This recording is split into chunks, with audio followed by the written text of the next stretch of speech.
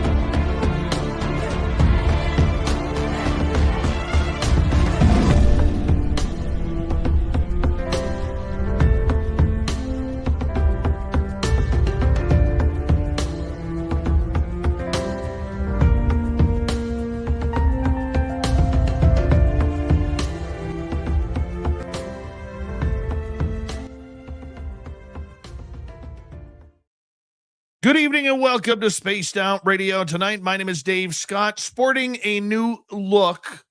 Hope you like it. The big beard is gone. I just couldn't handle it anymore. I wanted to look a little bit more refreshed, so had to lose the beard, but you know what? I still got the dulcet tones that are going to make a great show. Tonight, we have Damien Kross coming in. He's going to talk about what it's like to have alien contact. This guy's got aliens, and we're going to have a great time with him tonight. But first, let's say hello to each and every one of you, including Necessary Dialogue in the gold medal position, Tim Mothman and his goatee with a silver, Kitty Caddywhack with a bronze medal tonight. Mel WD-40 is here lubing us up for tonight's show because you can't talk aliens without being nice and lube. So Mel, thank you. Don't forget to give yourself a little shot as well. Bad Frankie B, how you doing? Nice to see you. Race Fan, thank you for coming on in. Shane Gord and Jenny Martinez, welcome to SOR Chat. How you doing? And let's see, who else do we have here? Let's scroll on down. And there's Robert Lamoth and Mama Catherine. Mwah. I love you, my dear. Hope you have a great day. Hope you have a great night listening, because I know you like the aliens. You do like the aliens. I know you do. I love you, my dear. I hope you have a great time listening tonight. Scrolling on down, Ron Heyman, welcome to SOR Chat as we scroll on down. Cosmic, thank you very much for kicking off the super chat tonight, Cosmic Joe. Good to have you back in the chat room, my friend. It's been a while. Thank you. So thank you for kicking off the super chat tonight as well. Scrolling on down, John Jackson is here. John Jackson will be signing autographs after the show. Line up to the left of the studio, if you don't mind, to the left of the studio. Let's move it on down and say hello to JSCO. And Thunderhead, and it's Sasquatch. How you doing? Welcome. And Operation Shutdown. Nice to see you. Moving on down, we have Luscious Jewels. And who is next? Well, let's just scroll on down and say hello. Trucker Andrew, how are you tonight? Nice to see you. And JMJ12, good to have you here as we're in roll call right now on our YouTube side. And Jerence Carter is here. Jerence Carter. Moving on down, Thomas Rock, good to see you. Kurt M, thanks for coming on in. Shogun is here. Shogun will be signing autographs after the show as well. Line up to the right of the studio, if you don't mind, to the right of the studio. Moving on down, up next we have D. Henderson. How are you? Integrationing, nice to see you.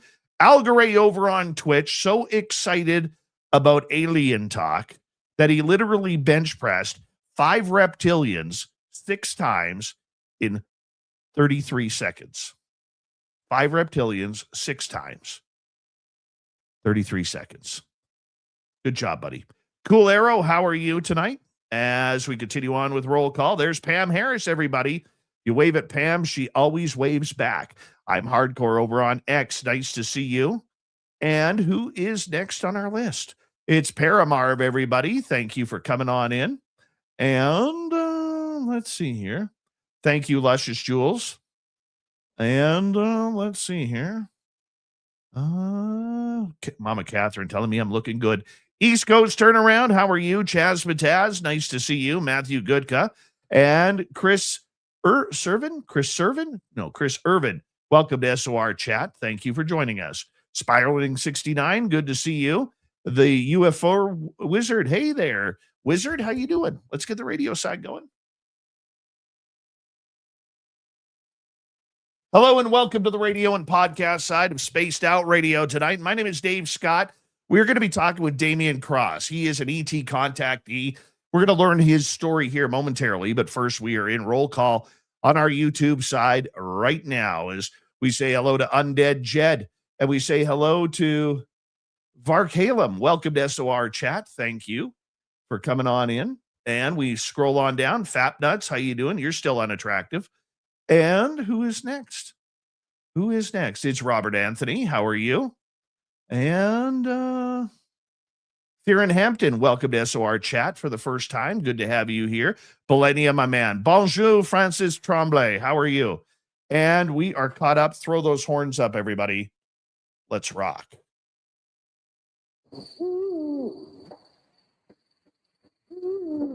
Are you ready to hear your mystic voice of the night? It's time to wake up. He's here. Shush. Be quiet. He's ready for you to listen.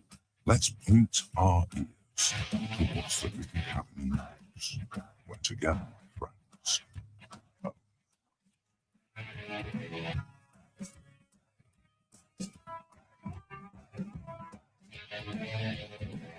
It's time for Spaced Out Radio with Dave Scott.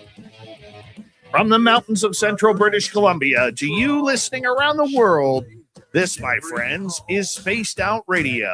I am your host, Dave Scott, sitting in the captain's chair of SOR headquarters. We welcome you to tonight's show on our terrestrial affiliates around North America, digitally on every major podcast network. Our website, spacedoutradio.com. We have a plethora of features for you. Rock out Bumblefoot, read the Newswire, check out our swag as well. You can follow us on X at Spaced Out Radio, Instagram at Spaced Out Radio Show, and on Patreon in the Space Travelers Club. Tonight's show is brought to you by Caribou Con. Go to cariboucon.com. Get your tickets for September 18th through 20th, right here in the heart of the Caribou in British Columbia's lonely and best paranormal conference.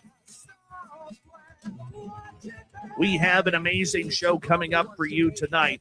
We're going to talk about what it's like to have aliens, what it's like to be abducted, have contact. Damien Kross is going to join us, and we're going to tell his story tonight. Then in hour number 3, Swamp Dweller will join us for another spooky story.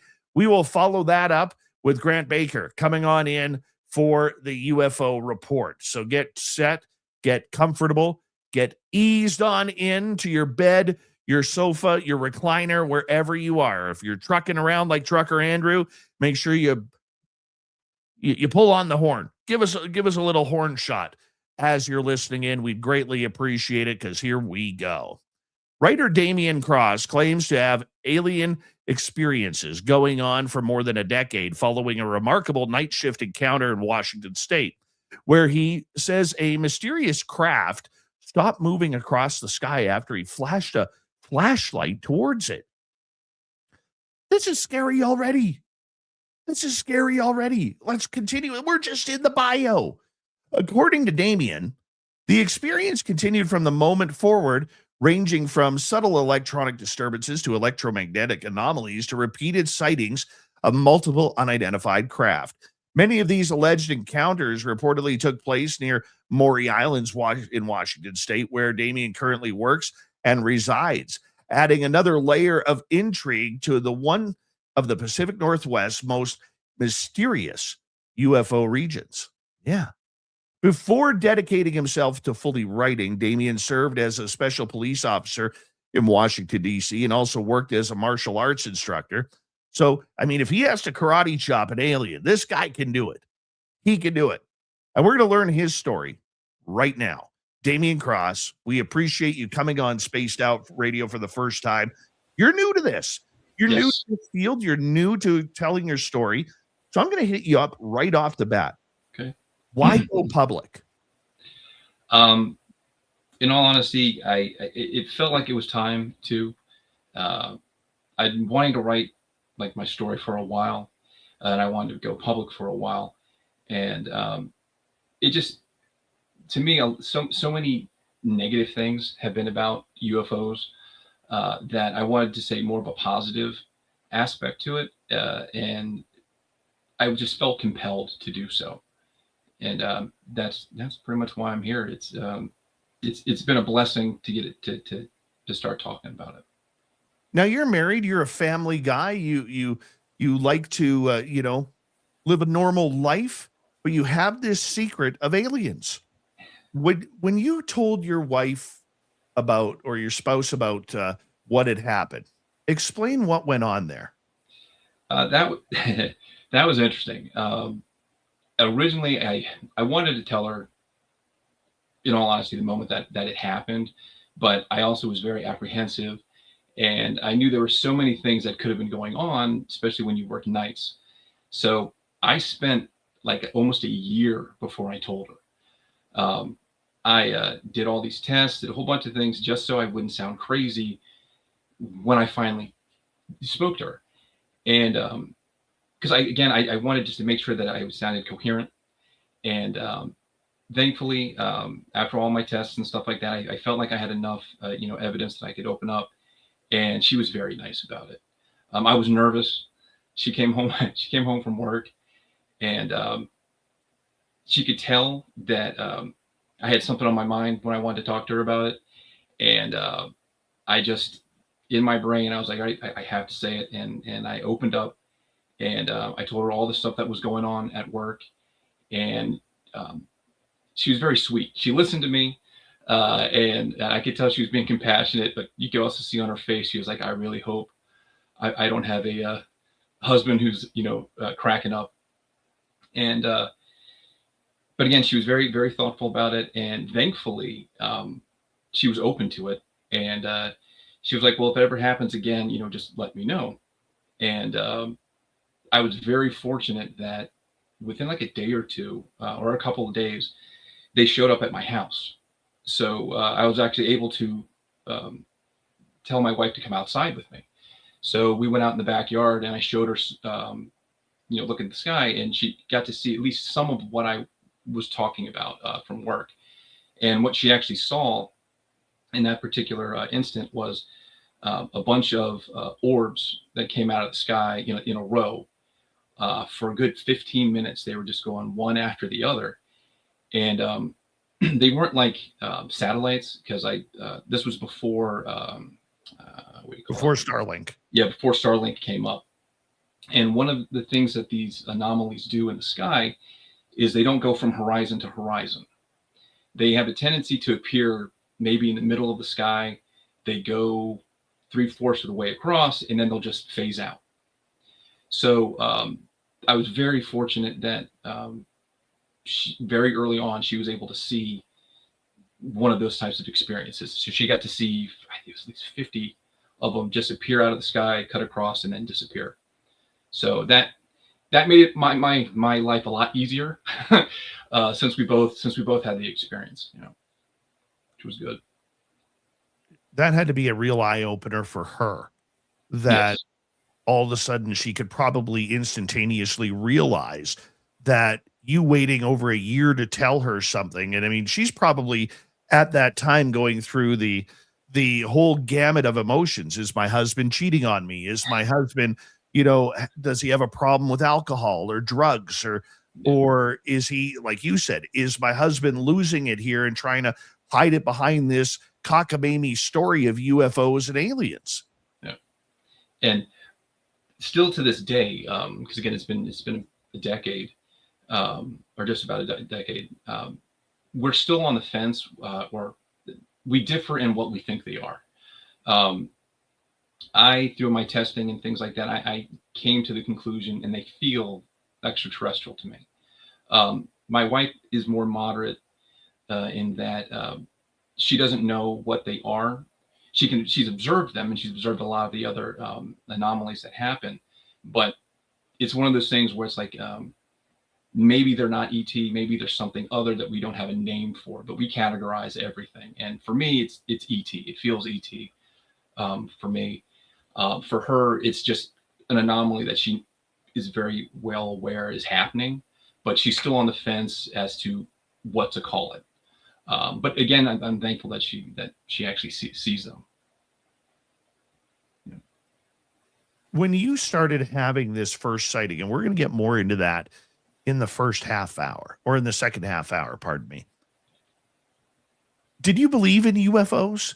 Did you believe in this phenomena? Was this something you were familiar with? I did believe in it, but I never thought I would see it, is the nicest way to put it. I've always been interested in the paranormal my whole life. When I was younger, I had more like spiritual interactions, that more like ghosts or spiritual type stuff when I was a kid, and that's what got me interested in the paranormal. And I looked up stuff on UFOs and other little things along those lines. And then when I grew up, a lot of the stuff that I thought was paranormal, I kind of outgrew, or I thought like age answered a lot of the questions you have when you're a kid. And then there were still a lot of things though growing up that couldn't be answered. And I always loved like science fiction, and that's what I write. I write science, I write a gambit of stuff, but I love writing science fiction, and I love Star Trek and all those movies. So I grew up in that environment, and it was okay. Like I was not expecting to see a UFO, but it just made sense, and I think that's part of the reason why my paradigm wasn't overly shifted once I started having contact. I mean, I wanted to make sure I wasn't crazy again, but it wasn't like, oh my gosh, my whole world is going to be ruined or changed upside down. So I've always had that for UFOs or ETs and things along those lines. And, in a sense, I would have liked to have seen one when I was a kid. But then again, responsibilities kicked in, life kicked in, and it just went into the back burner of my brain. And it wasn't until, again, later on, when I was in high school, that I came across, the classic Whitley Strieber Communion book. And there's something about that picture. And I got the books. And I read the books, the first two. I think it was a Communion and Transformation. But I was just interested in it. I was living more like spiritual or ghost type paranoia, not paranoia, paranormal activity stuff. And that's what I did when I was younger. And then as I got older, more responsibilities and all the paranormal stuff kind of fell to the backside. I was work, busy all the time. And a good decade went by before more paranormal stuff started to happen. But again, it was like more spiritual stuff, or like ghosts or things along those lines. And I just was not expecting to see that's what I thought was a satellite, but ended up being that orb in the sky that just changed. And ever since then, it's been predominantly ET things. So the idea that, you believed in UFOs, but really hadn't had any encounters, did you ever think that it would happen to you, or was this just something that happened to everybody else? I didn't think it was going to happen to me. And I don't know if I would think it would happen to everyone else. You fall into that classic, not self-deprecating dynamic, but it was one of those things like what was important about me. And I still don't go down those lines. I don't think there was something important about me. I was very persistent, and that I'll get into more later on as to why I think contact continued. It's because I was open to it and persistent. But there really wasn't anything I think that made me stand out in that sense, because I was just a night shift front desk officer, basically just watching this facility. when it happened. But again, growing up, never thought it would happen to me. I was more, again, not into the religious realm, but again, I'd seen some like ghost things and had what I felt as like, more spiritual stuff as a kid. And I had a lot of weird, like, not ESP type moments, but I could find trouble when I used to do security very, very easily. I used to get a sense of like where things were, or I could read people. But that was more of the paranormal aspect that I expected to experience, more like, like reading people, getting a sense about them that way. But ETs were the furthest thing from my mind when it happened. You were always open to the experience. I can tell by the way you're talking right now. Do you think, though, that this was something that was meant to happen, or do you think it just happened and now you're living with the results? I think it's something that happened and now I'm living with the results because, the reason I say that is, again, since I've always been interested in the paranormal, how the whole thing actually started was I was at home and I was just looking up some stuff on like YouTube, like clips on the paranormal, because I just like to watch that type of stuff. And I came across some YouTube clips from a person named Dr. Stephen Greer. And he had a clip talking about like, if you see a satellite in the sky, shine a light, near it, and it might move or might do something else. It might not be a satellite.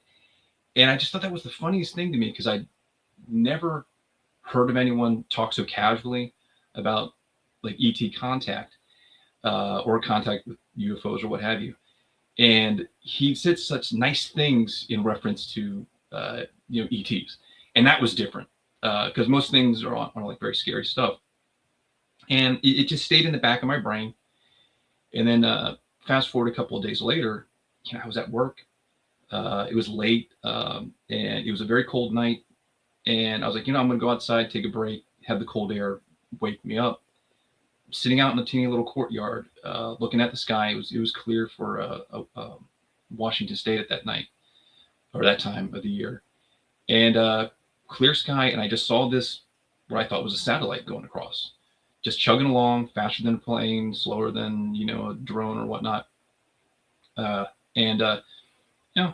In the back of my brain, it was like, all right, when I shot a flashlight at it. And I did. And as soon as I did that, it stopped. And I felt shocked, but not like scared shocked. And it felt like it was shocked, which is weird to think on at that moment. Now it's not as weird. But it felt like we were both stunned that this interaction just happened. And it's paused for a little bit. It changed color, and then it started to zigzag off, and then it continued on its regular path. And I was just like, what the heck just happened? I was wide awake, wasn't scared. It wasn't a nervous feeling. But something definitely had happened. And then I went inside and I was just trying to figure it out. I was wired, didn't know what was going on. I was, wide awake. I just started action planning and thinking to myself, what just happened? How am I going to deal with this? Should I tell anybody? And as the night went on, I realized, don't tell anyone until you make sure it wasn't like a micro sleep, or you're seeing things because it's 2 a.m. And so that's how it started. And I really think it was genuinely by accident. I think it was just floating by.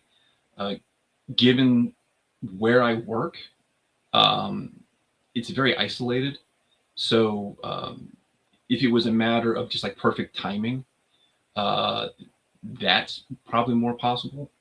But I really don't think that I was meant to see it. I just think I was kind of lucky in that spot at the time. We have about 4.5 minutes to go before we have to go to break at the bottom of the hour. Damien Kross is our guest tonight on Spaced Out Radio. We are getting into his own personal ET contact.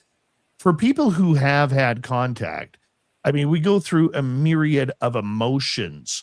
And prior to you having this, had you ever met anybody who had ET contact?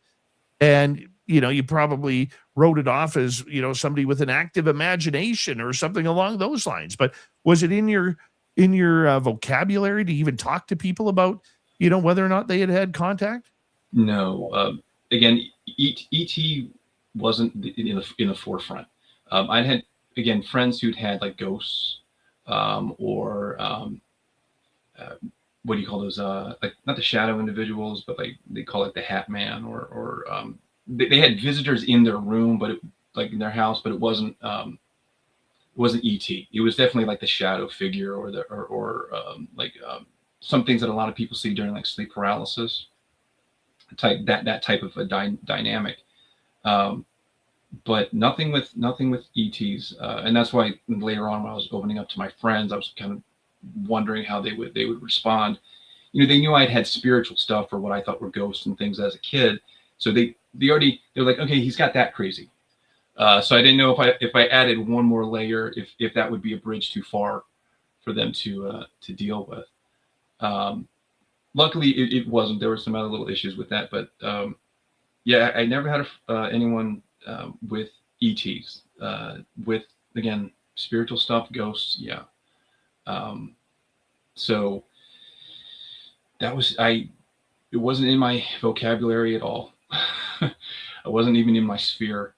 And I almost wish it was to some extent, because maybe I would have, you know, if they were willing to talk about it, I would have had a better way to describe it in the beginning, or a better way to reference what I was feeling compared to, you know, other experiences, because these experiences definitely feel very different than, like I said, like a ghost, or the classic feeling something evil type of a sensation of like something from like, you know, like a spiritual aspect. And I think that would have helped more so. Yeah. One thing that I noticed when I started having my own experiences is it really put me in a state of education. I needed to know, were there other people going through this? What happened? What was it that I went through? I had to focus on the short memories that I had.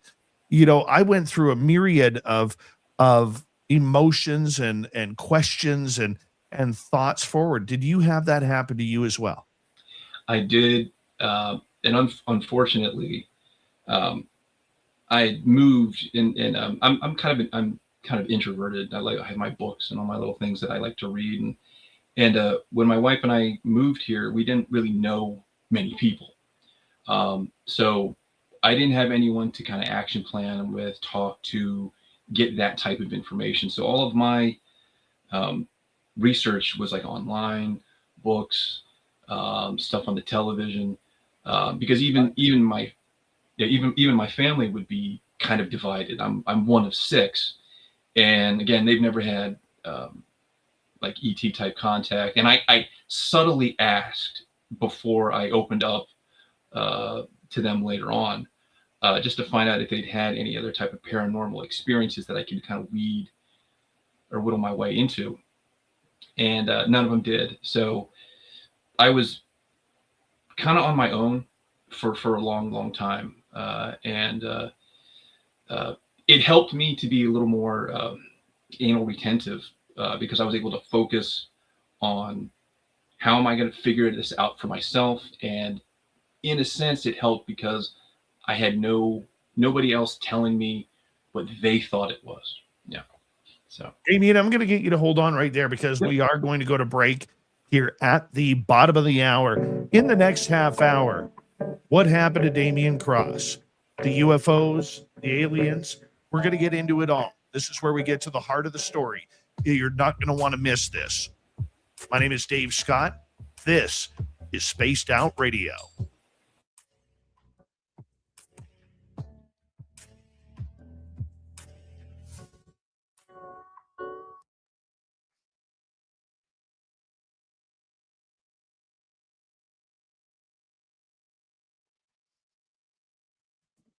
All right, we are clear.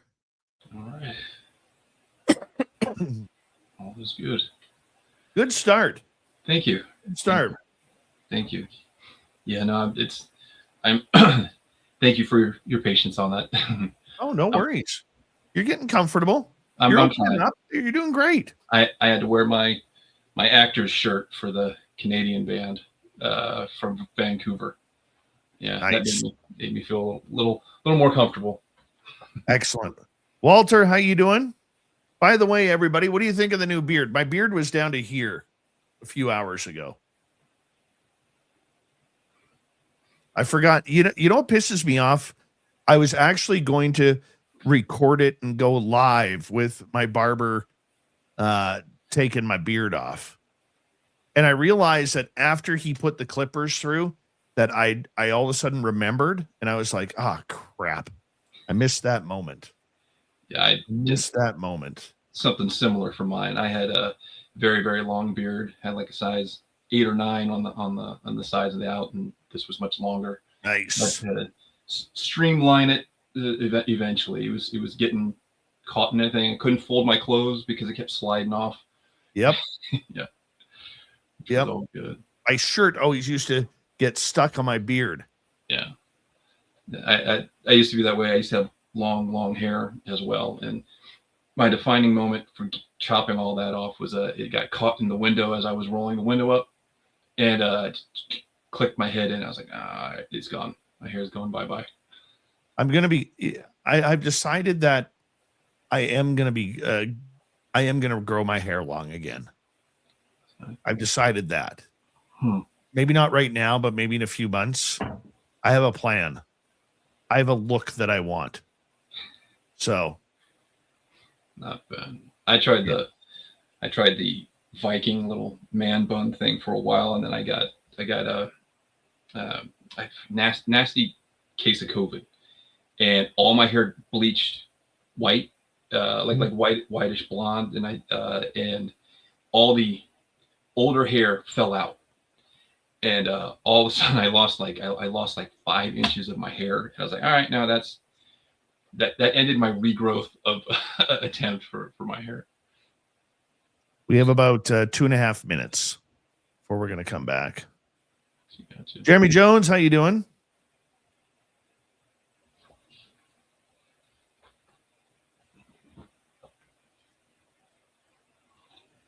And where are we here? Thank you to our super chatters tonight, Benno and Cosmic Joe. Really appreciate it. Jesus, Fab. What the hell? A look you want? How about a paper bag? Oh, my God. Oh, my God. That's funny. Dennis Benke, how you doing? Oh, my goodness.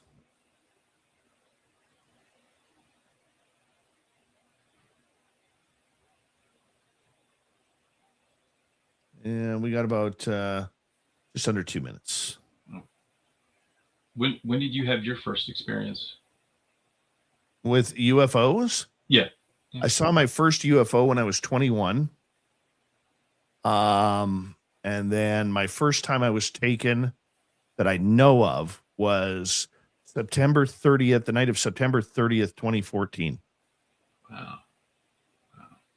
Yeah. It was weird. I can imagine. I've had some lost time that you still try and figure out. I haven't done the regressive or hypnosis aspect of it yet. Yeah. Geraldine Orozco, who's a good friend of mine, she'd be a good one for your hypnotherapy. OROZO or ZCO. Brent Van Owen, how you doing? Nice to see you. Better seeing you, Brent, than FAP around here.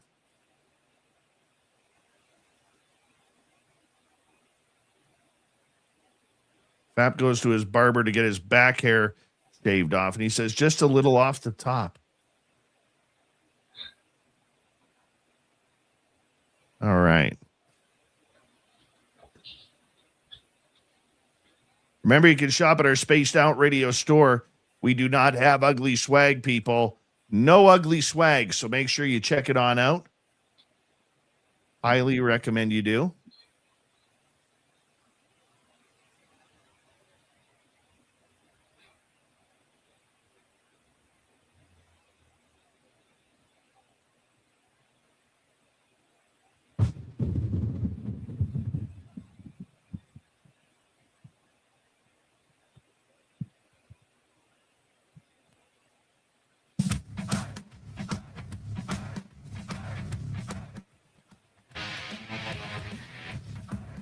Hello, everybody. My name is Dave Scott. Welcome to the second half hour of Spaced Out Radio tonight. Good to have you with us. We will bring in our guest, Damien Kross, momentarily as we talk about what it's like to have ET contact. But first, we want to remind all of you that if you miss portions of this show or others, you can always check out our free archives on YouTube or any major podcast network.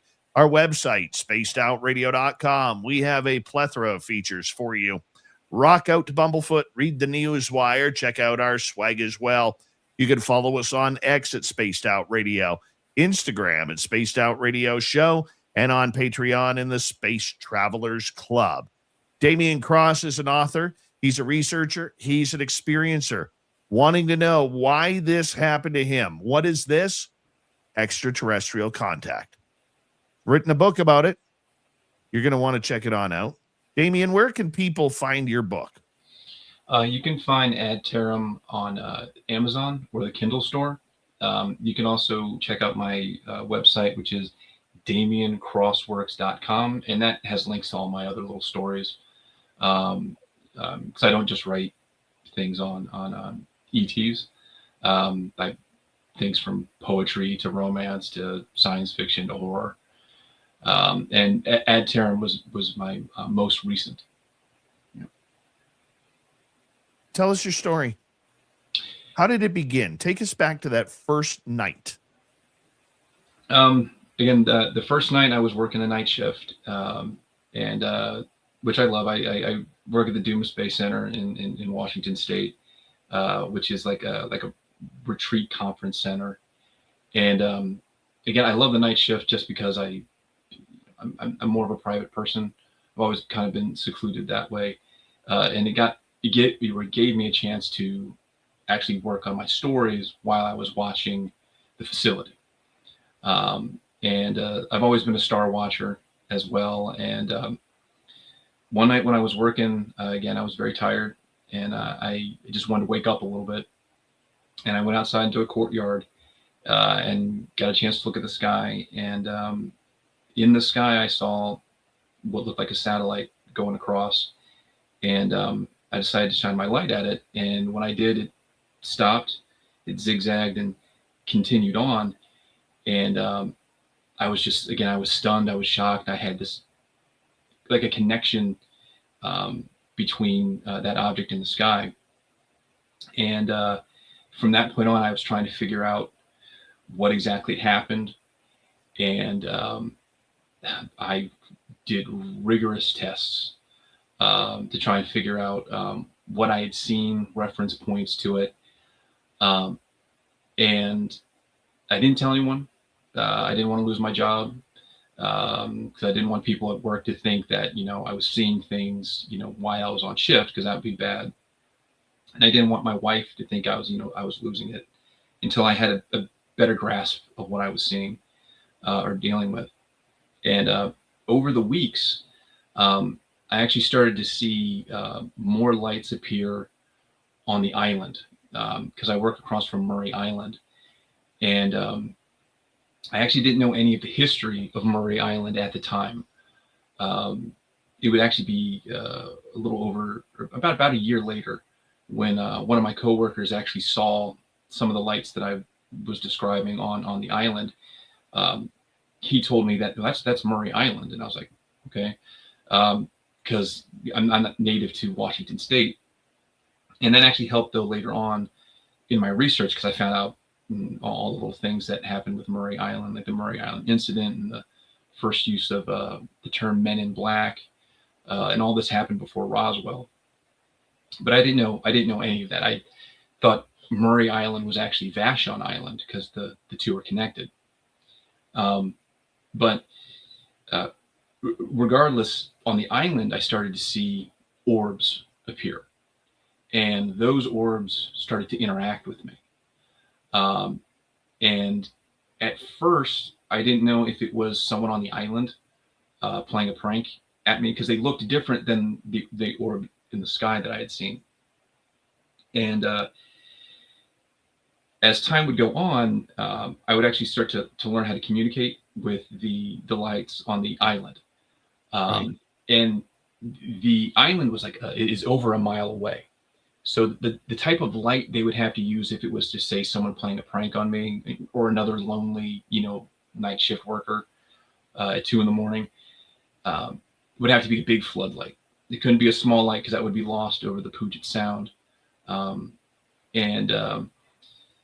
Later on, multiple lights would appear at the same time, and they'd be spaced out, wide enough that the two lights wouldn't drown each other out, or the several lights wouldn't drown each other out by being, so close to each other, which meant that wherever these lights were coming from, they were separated by hundreds of feet, and they were very, very bright. And me being, who I was, I'm very analytical on it, and I don't like to jump to conclusions.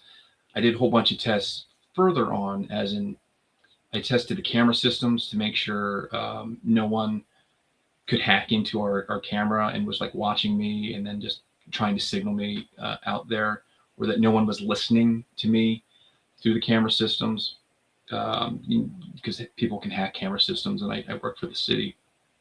So that was a big concern. But then I thought, okay, if this is, say, another person across the island, let's see if they can mimic the color of lights that I was going to flash at them. And I had a flashlight with, the standard 3 colors, white, red, and green.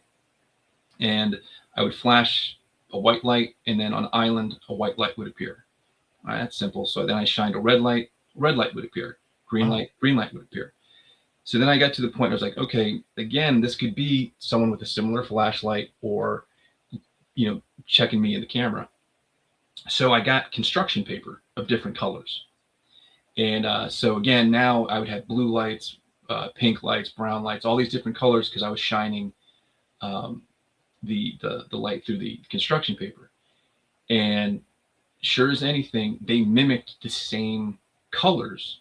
And that would literally mean someone would have to be looking through the camera, saw what type of construction paper, had the same type, just to shine through. And that shrank the likeliness that this was, some bored person across the street, on the island, or even say like a military individual who was beta testing something on me. Because I am in between several military bases in that area. So again, if it was they're testing out some new technology or tapping into my camera, maybe they could see, oh, he's going to pick up the blue light, I'll shine a blue one as well. But I did all those little tests, and I was amazed that they just kept repeating the same color that I had done, but it still wasn't really answering the question for me, like, what is this? So I came to the conclusion, you know what? I'm going to think of a color and see if they shine that color. And I was thinking in my brain, I was thinking red. And then I was about to shine the color red, but then on the island, red appeared. This bright red dot appeared. So then I knew, okay, this is advanced technology, like privatized military, which I wouldn't have access to know if it was true or not, or something other. And by something other, meaning ETs or something spiritual, that or what have you. But it was definitely responding to telepathy or my thought. Right. And I tried it out. Again, I never do one thing. I tried it out a bunch of times. So I tried out a bunch of different colors, thought of a bunch of different colors, and each time they appeared with a different color, or like the color that I was thinking. And that's where I started to realize that what was on the island, or what was manifesting on the island, I had never experienced before. And that's continued. They'll appear on the island in different shapes.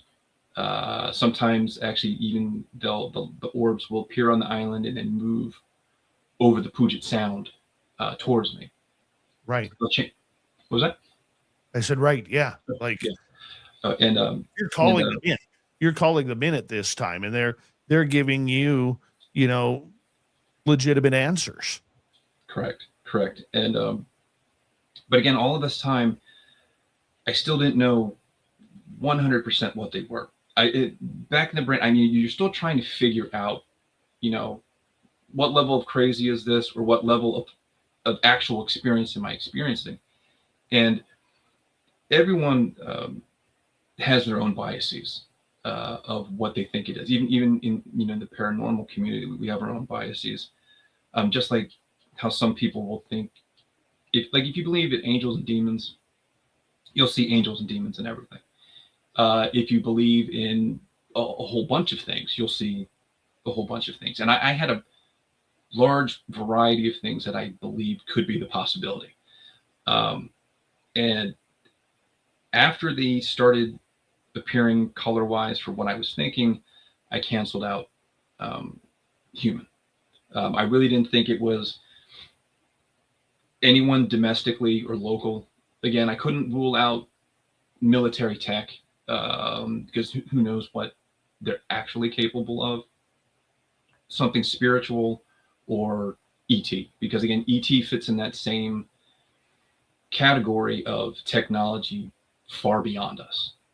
And then I started to think, why would the military waste all of this time on a lowly night shift person?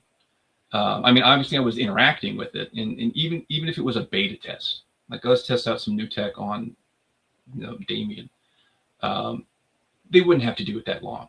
They wouldn't have to do it for over a year at that one point. So I started to put military behind me. And then I did all these spiritual tests, just because spiritual biases. I'm born and raised Catholic.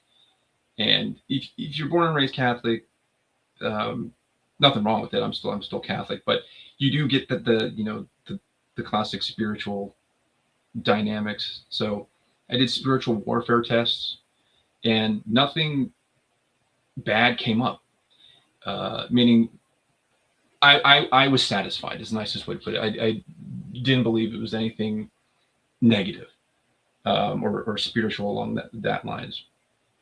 But still in the back of my mind, again, that there's that bias that if something was genuinely evil, they could mimic what you want to experience. So for example, if you really wanted to see ETs and it was something evil, it could present itself as an ET and make you do something stupid. You know what I mean? So that was always in the back of my mind, but it was getting further and further away. Two things can be true. And it wasn't until I got to a point where it was really feeling more and more ET, but that nagging little sense of this could be something spiritual was in my mind. I was at my rope's end and just trying to figure this out. And I went out in the middle of the field at work. So I left the building and I just wandered out about 50 yards into this open field. And I was just kind of praying for a sign, if this is spiritual, let me know, God. And if not, give me a sign. And I was looking up, and it was either they're two constellations, Cephas and Cassiopeia, and they look very similar. And so I can't remember if it was Cephas or Cassiopeia. And I'm looking up at them, and then all of a sudden, they moved. And I remember all of them moved and started doing weird shapes in the sky. And in my brain, I had this feeling that, in almost like a telepathic, they were telling me we're ET. You know what I mean? It's not spiritual, it's ET. And they moved, and then they went back to the constellation shape in the sky, and that was it. That was the end of that experience on that particular night. And I had this overwhelming feeling, I have my answer. They're ET. And from that point on, I treated it as 100% ET, and the interactions escalated from there. And I never felt anything bad from them. And again, going back to the spiritual side, I'm sorry if I'm rambling on. No, but please go on. I'm intrigued here, my man. Oh, thank you. But going back to the spiritual side, to kind of quell individuals that are like, oh, it's a demon or whatever, misleading you. They would actually, I'm not gonna say they would encourage me to say my prayers, because I say my prayers, whatever, every night. That's just who I am. But they weren't put off by it. Like if I was saying my prayers when I was out, and looking at them at the sky, from a spiritual warfare sense, they're not supposed to like that. So they would react differently. Or just from my history in the past, there have been times where if I've said prayers, things have happened, like things moving around, lights turning off, or like a negative response to prayers. Never had a problem with that. And they also eventually started to feel mutually exclusive, meaning the spiritual issues or experiences I had in my past felt different. These ETs felt different. And a better way, at least for me to describe it, is when you talk to a person, you're talking to a person. You can feel their energy in a sense. Just you feel their personality. The same way you can talk to a dog, and you feel that it's a sentient life you're talking to, but it's a dog. It's a dog. A dog feels different than a human. Same thing with plants and other animals. And spiritually, I've had experiences that didn't feel like a human, didn't feel like an animal or a plant. It felt, other. These beings that I believe are ETs felt foreign, and not in a negative way, but they didn't feel like they were from Earth. So it was a new classification, literally, of a feeling and a sensation that was like, this really feels like something not from Earth, but not spiritual. Right. And that was one of the distinctions I wanted to make clear, because there can be all of the above. There's so much out there that we're not aware of or have no grasp of, that I wouldn't want to limit angels to just being demons, or demons being aliens, or what have you. I think everything can exist. If you're atheist and you have no bias towards religion, then you have no bias towards religion. That doesn't even have to be in your lexicon of things that you're talking about. I do, so it's there. But these ETs feel 100% different. And that's also part of the way that, like, everyone will have that sensation of like you're being watched. And now when I have that, there's like a flavor of that ET there. So like I'll know, okay, that's an ET, or it'll feel like even like if your wife is staring at you, or someone is staring at you, you can tell, my wife is staring at me. Not that that's a bad thing, but you know what I mean. And again, there's a level or a layer to it that I just kind of wanted to point out, that right made me know this is not spiritual, this is not human, this is ET. Let me ask you a couple questions, as we got about 5 minutes to go before we go to break here. When you started having that first interaction, how did you feel about it? What was going through your brain at that time? Was it a sense of unbelievability, or were you a little bit scared like a lot of people are? It was more unbelievable, not me being scared. Yeah, I was more just shocked, like, whoa, what just happened? Because I hate to say it, I was kind of in a goofy mood to begin with when it happened. I was like, oh, shine a light. So I really didn't expect anything to happen. And when it did, it just kind of flipped the script at the moment, and I was shocked, but just stunned. And I could feel kind of like the shock and stun from them as well. Again, that's what I was saying, is like later on, feeling emotes from these beings and orbs and craft as well. And at the time, I didn't expect to feel that. So that first experience, that first kind of confusion that I had of shock, and that dual feeling of like almost like a shock from both of us, that would later become more regular. But at that moment, that overwhelming just shock, it literally just felt like, oh, what just happened? But I wasn't scared. There wasn't any negative feeling that way. I've had some negative experiences, feeling wise from them, but not as in a fear by them, as more like a warning, because they've warned me in several cases of danger, and that was a unique experience. The first time I felt like a definite warning, like don't do this or don't go there. And but that first time, I it was just more shock. It was just trying to figure out what the heck happened.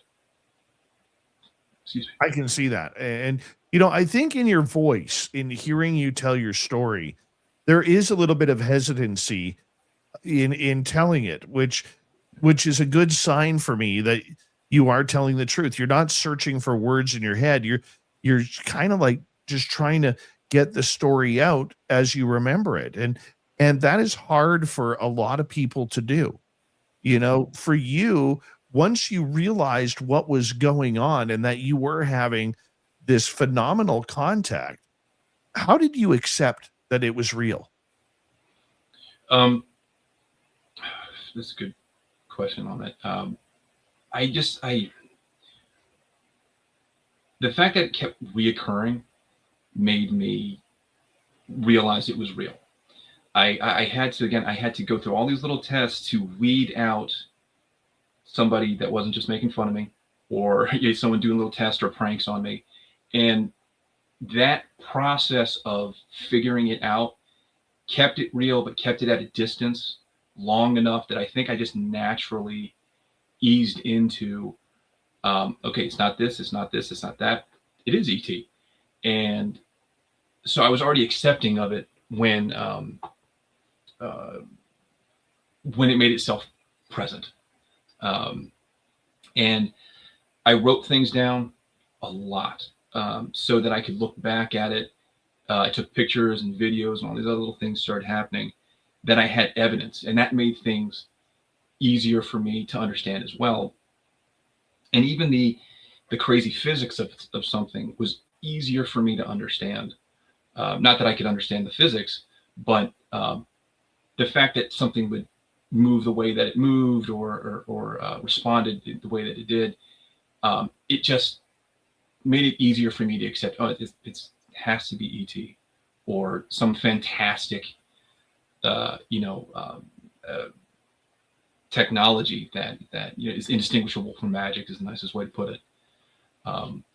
But it was easier than I thought to deal with this being what I believe is extraterrestrial.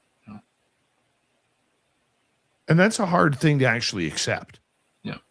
You know, it's not, and I think, for the skeptics out there, a lot of them, they try to sit there and say, well, people like you or me or people who are into this, we just automatically accept that this is ET. Yeah. It's like they think we don't have a brain, that we're going through every other logical thought and theory about what's going on prior to that. So, I think it's a very interesting conversation that we're going to continue in hour number 2 here on Spaced Out Radio. Author Damien Kross is our guest tonight. What's it like to have contact with extraterrestrials? We'll get into that more and what the UFOs look like on Spaced Out Radio. This is Spaced Out Radio with host Dave Scott.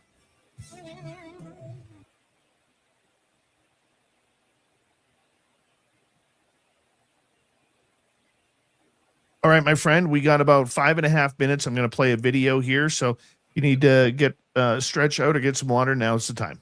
All right. Thank you.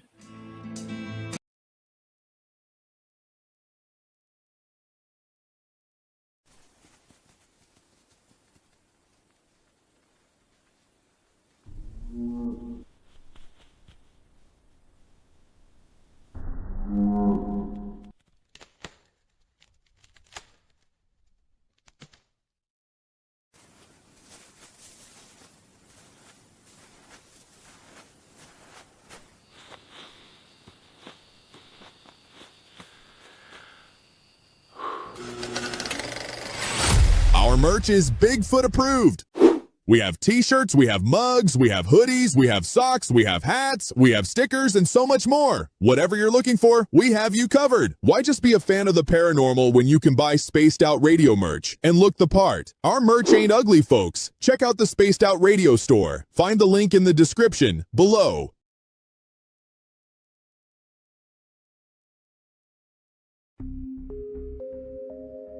Lurking within the forested region of the 108-mile ranch, where the worlds of the normal and paranormal collide.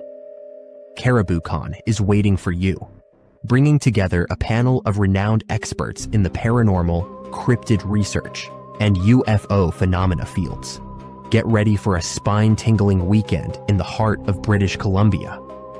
Enjoy fascinating discussions, presentations, tours of local haunted areas, and skywatching.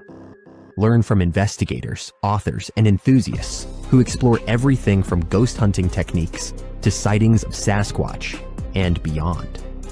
Whether you're a seasoned paranormal researcher or just love a good spooky story, this is your chance to connect with fellow enthusiasts in one of BC's most mysterious areas. Tickets are on sale now. Grab yours before they're gone. Visit cariboucon.com for details, tickets, and updates. Are you ready to dive into the weird and wonderful world of cryptids, cartoons, and chaos? Meet Dirty Filth, Spaced Out Radio's resident cartoonist and master of the mysterious.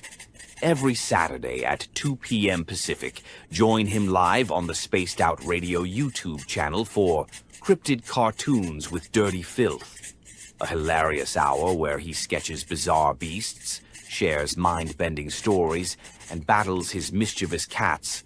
Whether you're a UFO enthusiast, paranormal fan, or just love quirky art, Dirty Filth filters the universe through his unique lens, creating cartoons that capture the strange, dark, and supernatural. Follow Dirty Filth on X at Filth1 or Facebook at Dear Filth for more filthy fun. Find his link in the description below.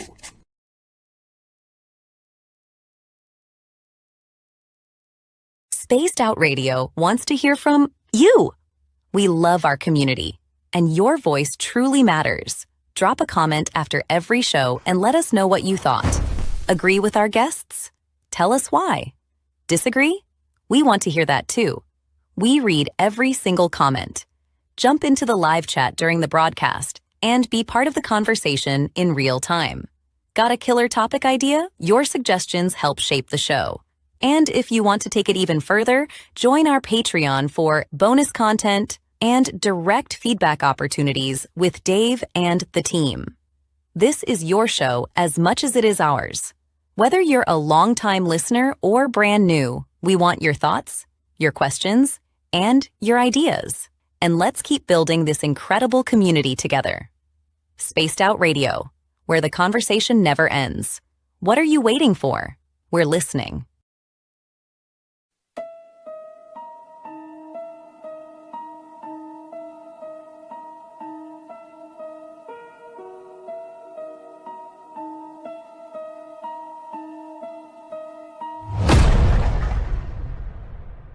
with 5 explorable Gold Rush-era buildings said to be home to spirits of a time forgotten. The 108-mile heritage site in the heart of BC's Caribou region offers a unique opportunity for thrill seekers and history buffs. For an evening of historical fun, step into our guided ghost tours, where spine-chilling stories of Gold Rush legends and unexplained encounters come alive. For those craving even more, inquire with us about conducting a hands-on paranormal investigation of your own. And if you're truly brave, book our haunted sleepovers. Spend the night at our B&B inside the McNeil House to truly experience this historical landmark and its ghostly secrets firsthand. For booking or inquiries, go to haunted108.com.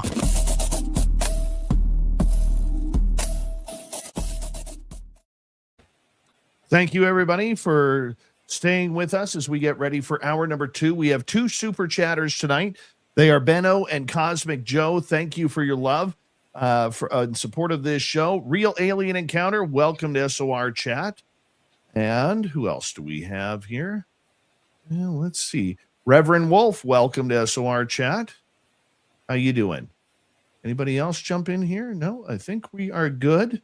We are coming back in 8 seconds with Damien Kross, and we are going to have a great time. Here we go.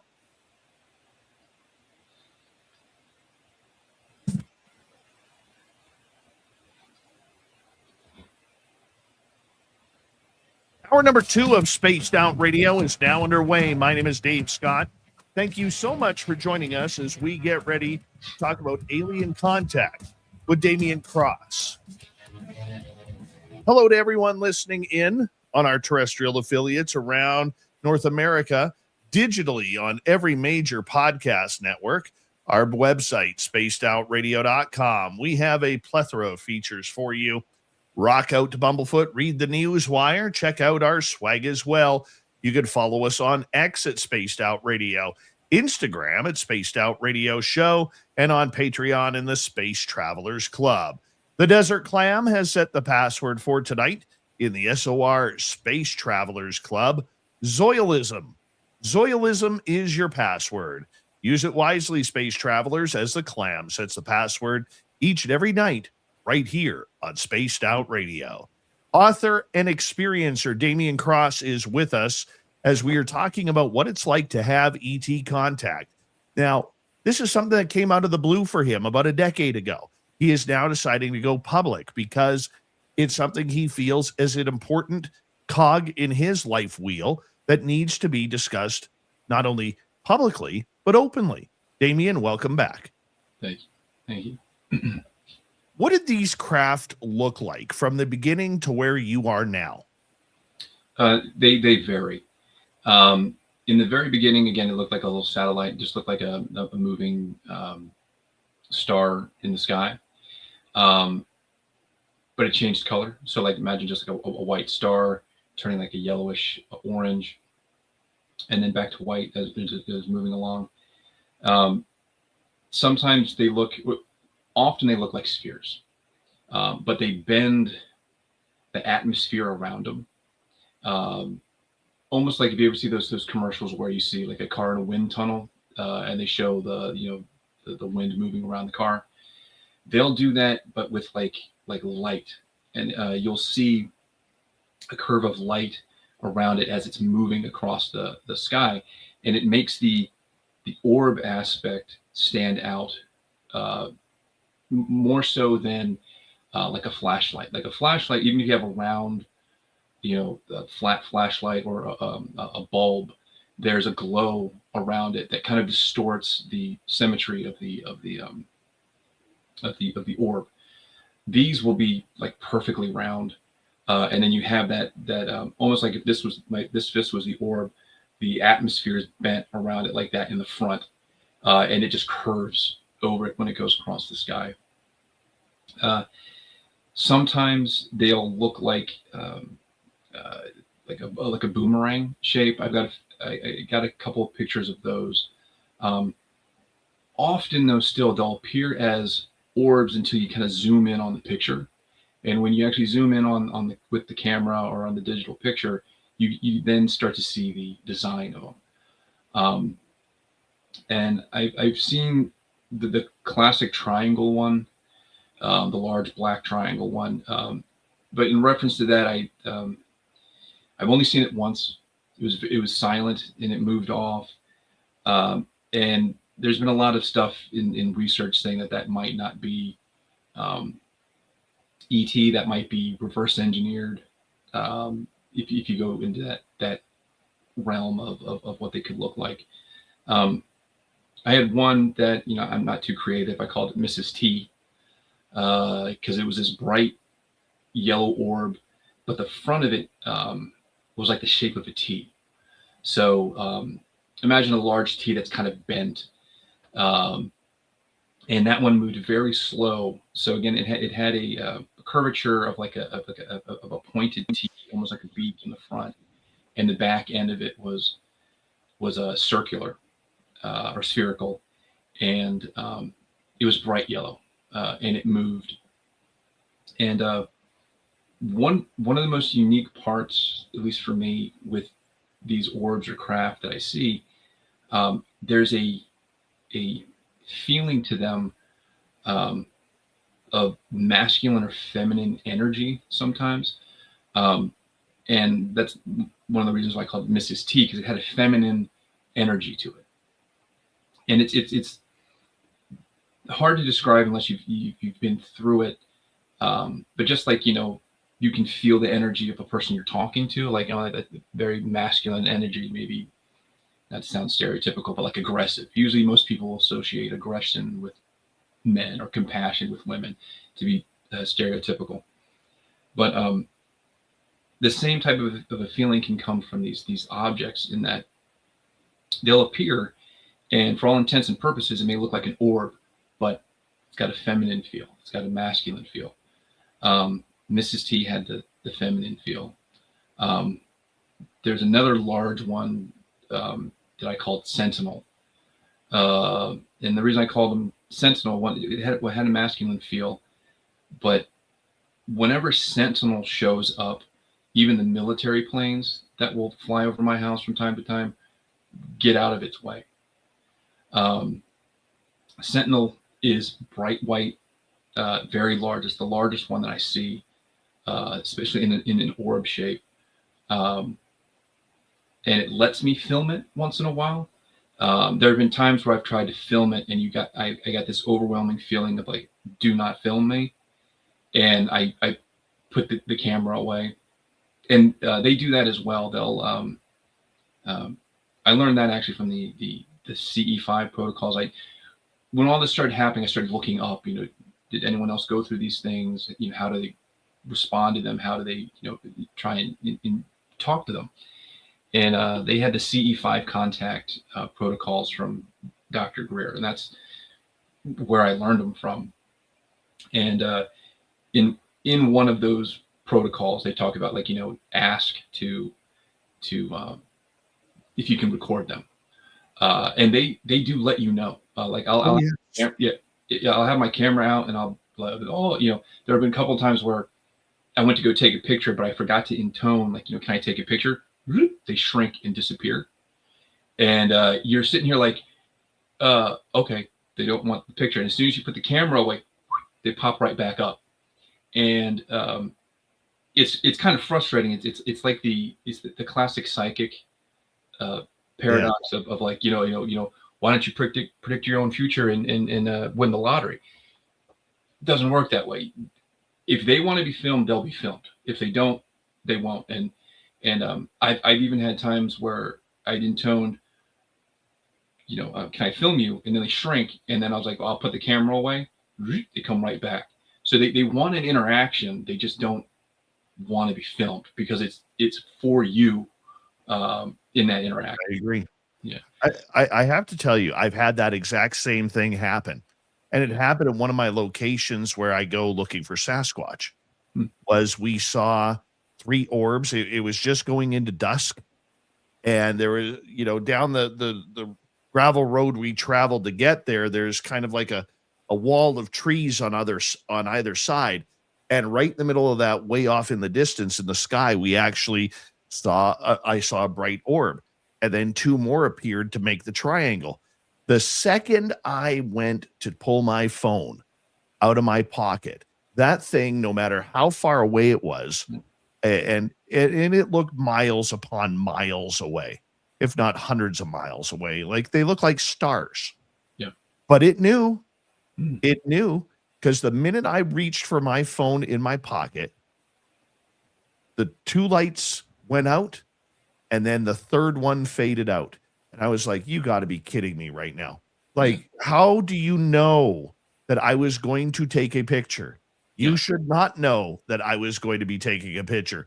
And yet here we are. You know, you've had it happen. I've had it happen. Many, many others have had that happen. And that's one of the things about this crazy phenomena that we just can't figure out, Damien. How did they know that all we're trying to do is take a picture? And look, everybody's screaming, where's the evidence? Where's the proof? You're talking about this. Show me something. How can I show you if they won't let you take the picture? Yeah. And what's, I from my opinion, I think they, like I said, they can read your intention. And that was something I had. It's like for an example, with me, these orbs will show up if I'm in a loving state. In a kind of paradoxical example, though, they'll also show up if I'm in an emotionally unstable state. Normally they don't. Normally it's I have to be calm. It has to be kind of like a loving environment or a peaceful environment. Any aggression, any fear, any hostility, and they will disappear. Even if they, prime example, you get into arguments with your significant other, or you're just having a bad day. There have been a couple of times that, I went outside when I was going to do my meditation, and I was kind of agitated, and I see them in the sky. And then when I focus my attention on them, they like pick up my bad vibe and they're gone. And in a way, it kind of checks me. I'm like, all right, I need to calm down. And then I realize, and I get self-reflection, and I kind of calm down, and I get in a better state of mind, and then they'll come back. But I really think they can read your intention, and which is a good thing, I think. But as a side note, in the very beginning, when I was trying to figure out how to communicate with them, and I want to be clear, I've never had a download in my brain. I've never had an overt face-to-face where they're talking to you like, hey, my name is Bill from Xanadu. How are you? I've never had a full, like a fledged like dynamic that way. It's always been feeling. And it's like like you'll see a picture and the picture will elicit a feeling. It's the opposite. I'll get a feeling that elicits a picture or elicits an action. So like if I get an overwhelming feeling of danger, then that word is now in my head, like danger or look out. It's not like I hear them saying, look out, there's danger, Will Robinson. It's not along those lines. I kind of went off on a side note as where I was going to go with that. But again, with commute, I lost my attention. That's where I was going to go with that. I'm totally sorry with that. That's okay. Let me ask you this. Yeah. Let me ask you this regarding the contact. How often was it starting to happen? And is that continuing? Quite often. And yes. And what I mean by that was when it first started, the orb in the sky wasn't irregular because during the wintertime, the sky can be very cloudy. And that's when I paid attention to the lights on the island more so. They started to get my attention more so. Now, I have no clue how long the lights on the island had been appearing, and I just wasn't paying attention to them because, it was ET and contact like this was the furthest thing from my mind in the beginning. But once I started being hyper vigilant and paying attention to other stuff, you notice all these other little things. And during the rainy winter season, most of the contact was on the island. And they would happen every day. Every time that every time that I attempted it, every time I tried to have interaction, they would show up. They would get me. They would appear on the security cameras, flashes of light, and then I would think to myself, wait, was that something on the island or is that them? And then they would flash again, like in response to my mental question. Or they would turn on equipment that's not supposed to be on. Like we have a copier machine that will just suddenly turn on. And I checked, make sure it wasn't a smart printer or an update or anything along those lines. Just randomly, it would turn on and let me know we're here. And I would get this feeling, we're here, go outside, bink, lights on the island would appear. And to be clear, on the island, there are people living there and there are some facilities, but nothing substantial in the view that I have. And these lights, when they turn on, they're so far spaced out that it's difficult to mimic or to have an organized showing of those lights and to have them respond the way that they do with me. But I tested all of that just to make sure that I wasn't, picking up again a bunch of people playing on the lights. And once the sky started to get clearer again, then I would see orbs in the sky. And at home, because I work more from home now than actually at the facility because I've been sick for a couple of months. But whenever I go out, they'll appear. And it's a weird dynamic time-wise. It's like a 2 to 19 minutes, and I've never been able to figure out why they show up 2 minutes to 19 minutes after I start my meditation. So it's either instant, meaning I get an alert, like go outside, and I go outside and they're already there. Or I'm just randomly going outside to let my dog out or whatnot, and they're there. Or it fits this, I start my meditation and within 2 minutes to 19 minutes, they show up. And if it's after 19 minutes, then I don't know. They usually contact me in the sense like they'll stop the TV, or they'll flash on the TV. And they have a very specific way they interact on the TV that I had to double check to make sure. I have a smart TV, which most people have nowadays. So I had to make sure it wasn't a live update. It wasn't a power outage. And I did all of those little tests to make sure that it wasn't a malfunctioning TV. But, they started showing up. They would stop all my streaming, set a certain way that they would flash on the, like a little red light would flash in on my screen. And then everything would shut off. And then I would have a feeling, go outside, and they would be sometimes just waiting over my house, and then they would take off. And that's another thing I want to be clear about. Contact isn't grandiose all the time. Sometimes they're big displays, and then other times they're, like I said, just letting me know on the TV. Or turning a light off, or they'll get my dog. Sometimes my dog will get alerted. She comes right up to me and goes towards the door. So I'm going to let my dog out. And then she turns right around and there's one outside. Her whole purpose was just to get me to go outside. And so it can be that minute, or it could be 50, 60, 70 orbs and craft in the sky going before military planes show up. And that's been constant for 10 years. And it's gotten to the point where even now with some of the military planes that fly over, we signal each other. Like they show up all the time to the point where, like I said, they'll flash their floodlights at me and I flash my little laser pen near them to be like, yeah, I see you too.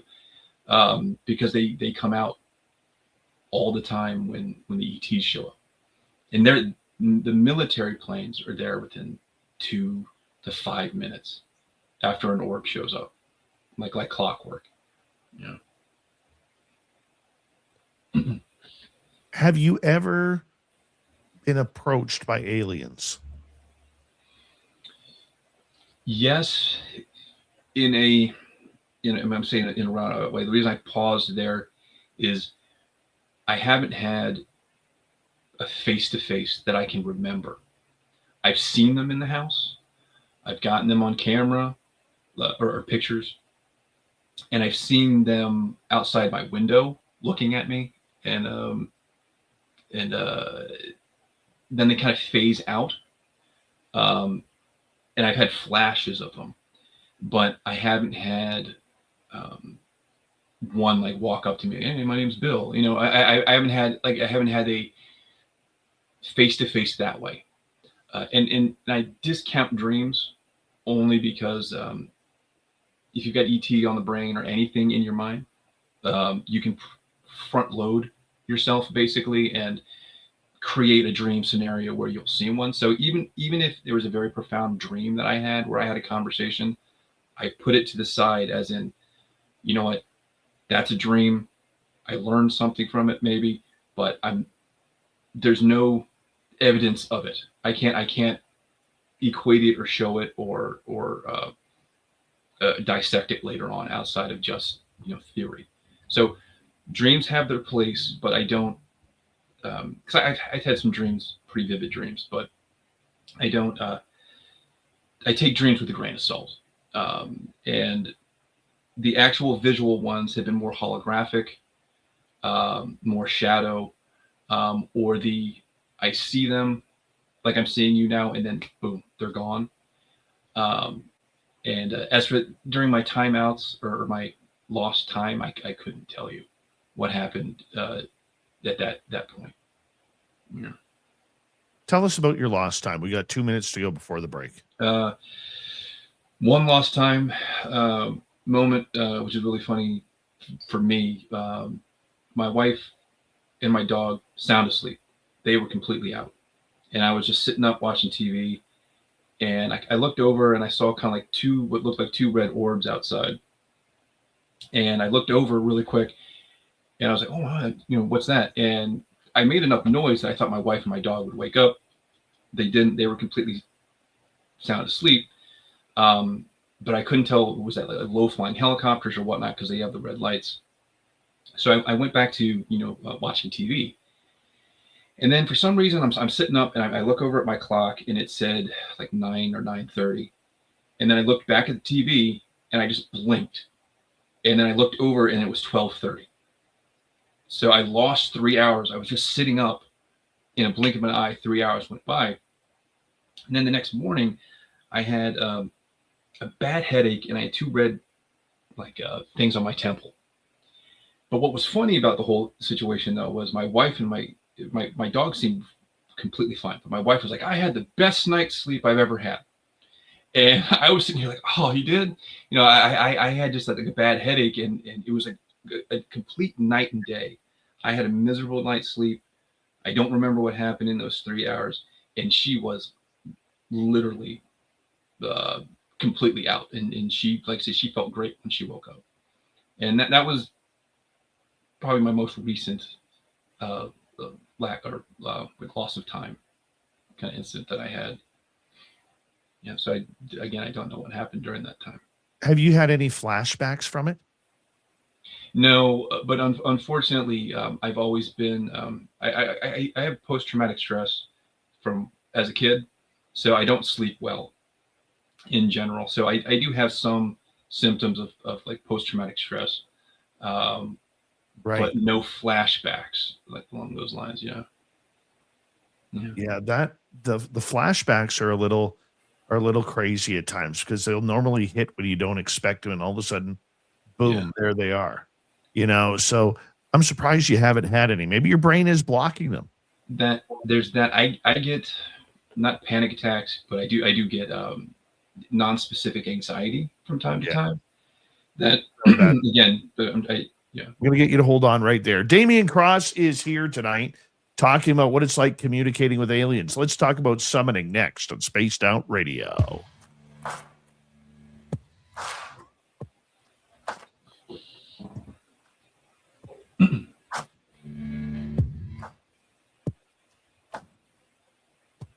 Listening to Spaced Out Radio with your host, Dave Scott.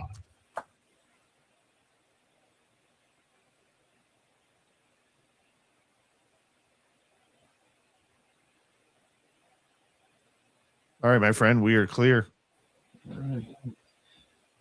Yeah, but as I was saying, I do get like a non-specific anxiety that I used to have as a kid, and then years went by, I didn't have any of that, and then recently I've been getting that again.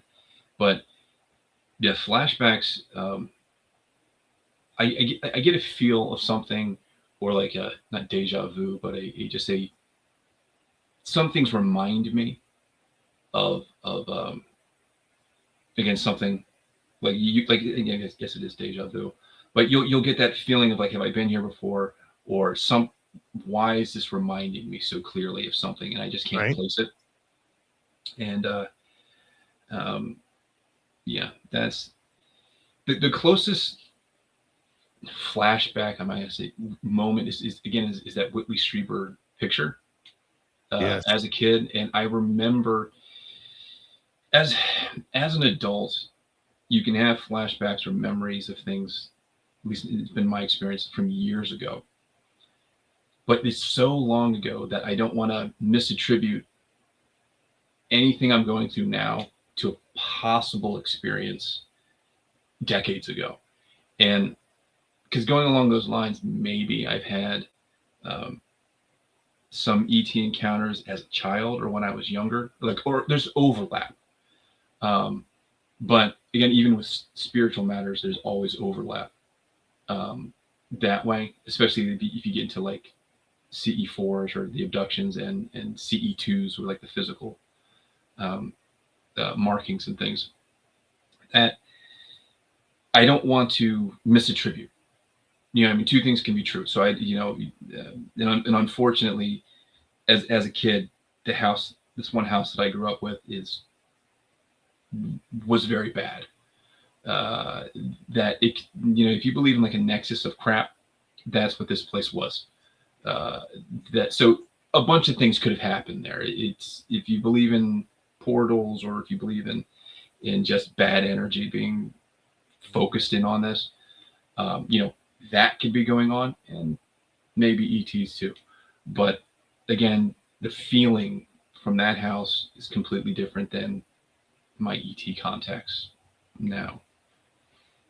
But yeah, so like I said, flashbacks are few and far between. Well, we got about 2 minutes to go before we have to go to break here, Okay. or come back from break here. If you have questions for Damien, put them in capital letters. I will get to them. Snow Baby, how you doing? Nice to see you, my dear. Number 39 in your program tonight, starting in goal from Stockholm, Sweden, Lars Jansson. He slept in this morning. Who else is joining us? Oh, we're caught up. We are caught up.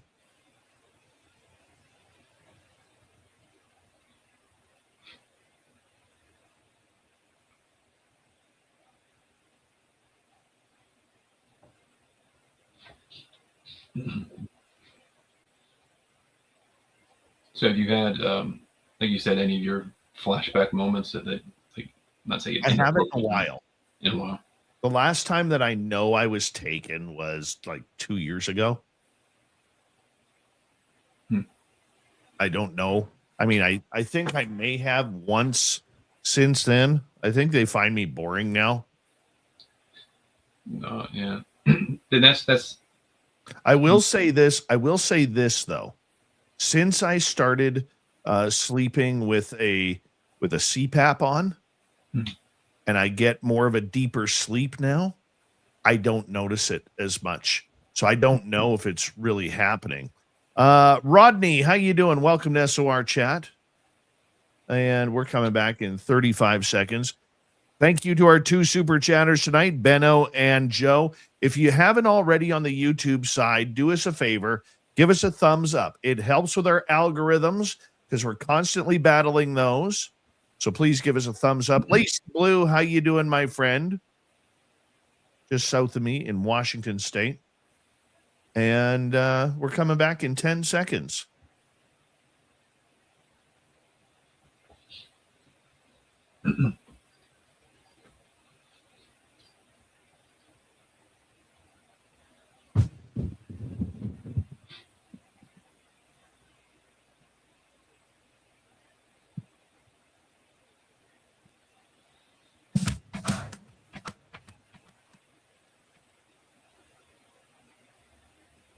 Here we go with the second half of Spaced Out Radio tonight. My name is Dave Scott.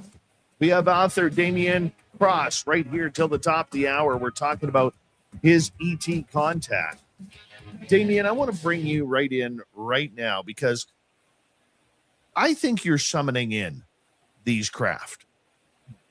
I think that you were putting the energy, and because you've built the connection, like shooting the Kmart blue light special beam right up into space, that they are picking you up and they are able to communicate with you, and it becomes easier and easier as you move on. Have you ever thought of yourself as a summoner of UFOs? Not really. Only it's that's also that word with the summoning that for me that always makes me think of like the religious aspect, like, you know, because I always hear someone say you're summoning a demon. But for me, like when I try and just to contact them, I do make an effort to talk to them, to contact them. It's a one-way street. I'm pretty much for the most part the only one intoning, and I'll get emotion and I'll get direction once in a while. But again, I'm not hearing them speak like the way we are speaking to each other. But it is something that I believe anyone can do. And I've talked about this before in that everyone, actually someone in the chat one time got mad at me when I said everyone has a different level of expertise or experience or ability. And I think everyone has the ability to make contact, but genetics, personal life choices all hinder it. I used to drink, not to debauchery, but I used to drink enough that I think that hindered any natural ability. I think that that definitely does hinder contact, because I've even, sad to say, in the beginning I did tests with how to make contact. I tried, let's see if I can make contact drunk. Let's see if I can make contact high. Let's see. I admit I did that. And in all those cases, being completely sober and focused was the best avenue to do it. So I don't do any of that stuff anymore. And in one roundabout case, I was actually warned. One of the few times that I actually got a clear-cut feeling from them that was so clear that it came out like, you know, don't ever do that again. It was in between COVID shots, and you have about a month, or you had like a month back in the day, for the first series and the second one. And I was still drinking a little bit, nothing much. And I was like, I haven't had anything to drink in a long time. Let me, I just finished one COVID shot. I got about a month before the next one. I can have a drink or two. And I was thinking about it. I was even just thinking about it. I actually wasn't going to do it, but I was thinking about it. And I got this overwhelming feeling that if you do, and literally it just manifested that way. It was like, if you do that again, we're never going to show up again. That was it. Like it was felt like a warning that if you have another drink, we're just never going to show up again. And I haven't. So it's been 6 years now, since even like casual drinking. But I literally had that feeling that if I did, they weren't going to show up. But again, I think everyone can make contact with them. You just have to be in the right mental state. You have to be calm. You have to be focused, and you have to let your intention be known. Meaning, you have to let, like, for me, it's been like, I say, I have a little spiel. I vector in where I am. So I first do my breathing, and I get centered. I used to use my old martial arts training, which was, unfortunately, martial arts, they teach you to ignore pain and to close the outside world, just to be your like, in your own little sphere. So I would do that to center myself. Then my meditation would be outward, which would mean I would project with my thought.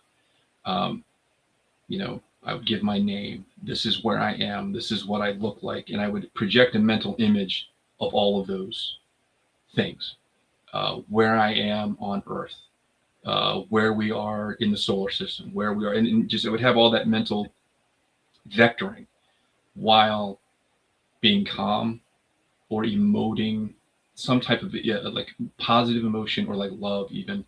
And the more you meditate, the more you can lay your meditation. Meditation in the beginning is always is a pain in the rear, because you get either caught up in your own mental chatter, or you fall asleep. I hate to say it, a lot of times that happens. But the more you do it, you can even visualize yourself, and then not only visualize yourself, you can visualize yourself at home and then on Pluto. It's all visualization. Not saying you're on Pluto. I'm just saying you're visualizing yourself there. And then you can visualize or emote a feeling of love or happiness or just curiosity in that image. So now it's layered. So not only are you projecting or vectoring things out, you're layering it with an intention or an emotion. And that's been the most effective for me. So if I meditate, vector where I am, and I say, hi, I'm Damien, I live XYZ, and I just want to say hi. Or another one that I do is like, I say, like, if it's safe for all parties concerned, if you can show up, that would be great. If not, I understand. And that's all I'm saying in like in my brain at the same time. And I try and emote friendship, and they'll respond. And just as quickly, though, if I get what's they call it the monkey brain, when back thoughts come in, if something negative pops up, or if I get distracted, they'll pitter out, or they won't show up again in that 2 to 19 minute window. And if anyone knows, or if anyone's had that experience as well, like for some reason 2 to 19 minutes, that's, please let me know, because I've never been able to figure that out. But if your intention is true, and you put in the time and the effort, they'll respond. Yeah, I would agree with you 100% on that. Couldn't have said it better, because it's funny, because I even told our audience that last night on the show. We were talking about the group Skywatcher, how they were doing, summoning, and they changed the name to it to make it their own, and it really made it sound like they were the ones who invented it. Yeah. It's like, no, this has been going on for a long time, guys. Like, just why can't you just give people a break and just say, hey, we got this from the UFO community. Yeah. You can't do that, though. You just can't. So moving on here, I want to get to a couple audience questions for you. Okay. Derek is asking, have you ever noticed any sigil markings around your place or places you frequent? Sigil in one sense, you mean like markings? If like I'm trying to think of the question on that. Well, like symbols or markings around that kind of maybe tips you off that they're around. The closest, first I have to say no from a flat question. But little tips that know they're around is usually the TV or electric devices. They will, if they want to get your attention and you're not paying attention, they will do a specific little like a fidget or light or and you get to recognize them. On my TV, I'll have a red light that flashes a specific sequence, and then a line goes through the TV, and I know it's them. The copier machine, that goes off in a very specific manner, and I know, okay, that's them if I'm not paying attention. One quasi-negative one is pain. I'm like kind of a walking wound. I have a lot of injuries and a lot of neurological injuries from just past experiences. So I'll get nerve pain in my left leg.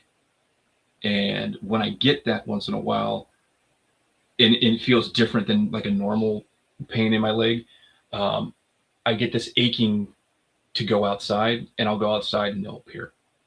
So they give you little hints, but nothing visual. Nothing has been kind of left out. The visual markers are literally them. Excuse me, like when they show up in the sky. A lot of people get signals. Okay, like when I was getting taken off, and a day or two before, even 3 days before, I would start hearing that real creepy song from The Wall by Pink Floyd, where they'd go, "Is there anybody out there?" Right? Yeah, I would get that, and I would know, like, oh God, they're coming. They're coming. Friend of mine, Samantha Mowat, gets blue butterflies. Does not matter if it's the dead of winter or the hot days of summer. I mean, a lot of people get these symbols, man. Going along that line, the only other type of overly visible or noticeable thing would be like a static electric noise. But when I was a kid, I had a couple of things of sleep paralysis, and I learned when I would get this static electric noise, it's like but you've ever been underneath power lines and you hear the noise from power line? I'll feel that it's like a pregnant static noise in your ear when there shouldn't be. And once in a while I would get that when I was a kid, usually before I had a sleep paralysis type moment. As an adult, once in a while I'll get that electric sound, and then usually contact is fairly short, or it happens soon after, but it's not overly consistent. It's not like something that I can point out to every time. But it was interesting. I when you're saying you heard them singing, or you hear the singing, because once in a while I'll hear music that's nowhere, and I'll wake up, or I'll ask my wife, "Do you hear that?" And she won't hear it. And I've always had sensitive hearing. That's one of the reasons why earlier on I was like, do I have to put a thing over my ears, or like headphones, because that always bothers me. And I'll hear music, but I just think that's maybe an errant sound of music. It doesn't necessarily precede a contact moment for me, but I will hear random music that will appear from time to time. So that it just interests me. You reminded me of that when you're saying that. Let's go to another question here. Let's go to Rose. Damien, do you have any unexplained lumps behind your left ear? No, I don't. The closest thing to an unexplained issue was in my left leg. It used to set off the what do you call it? The metal detectors all the time at the airport. Like I would always get pulled over because they would think something was in my leg, and that stopped. I'd say in the last 4 years that hasn't happened. I do get scoop marks from time to time, but again, I don't know how they got there. So I don't know if that was during. I can't even say missing time because I'll wake up with like little white holes that aren't freckles. Explain to our audience who may not understand what a scoop mark is. A scoop mark is, I guess the best way for me to describe it is if you've ever had chicken pox and you were like every other kid who decided to pick at least one or two of them, and you pull the scab out, usually you'll have a circular mark that's deep in that looks like you've lost collagen. So it looks like a circle little dot, almost like if someone took a hole puncher and took a hole punch out of your skin. It's usually perfectly round or triangular or some geometric design, but they're very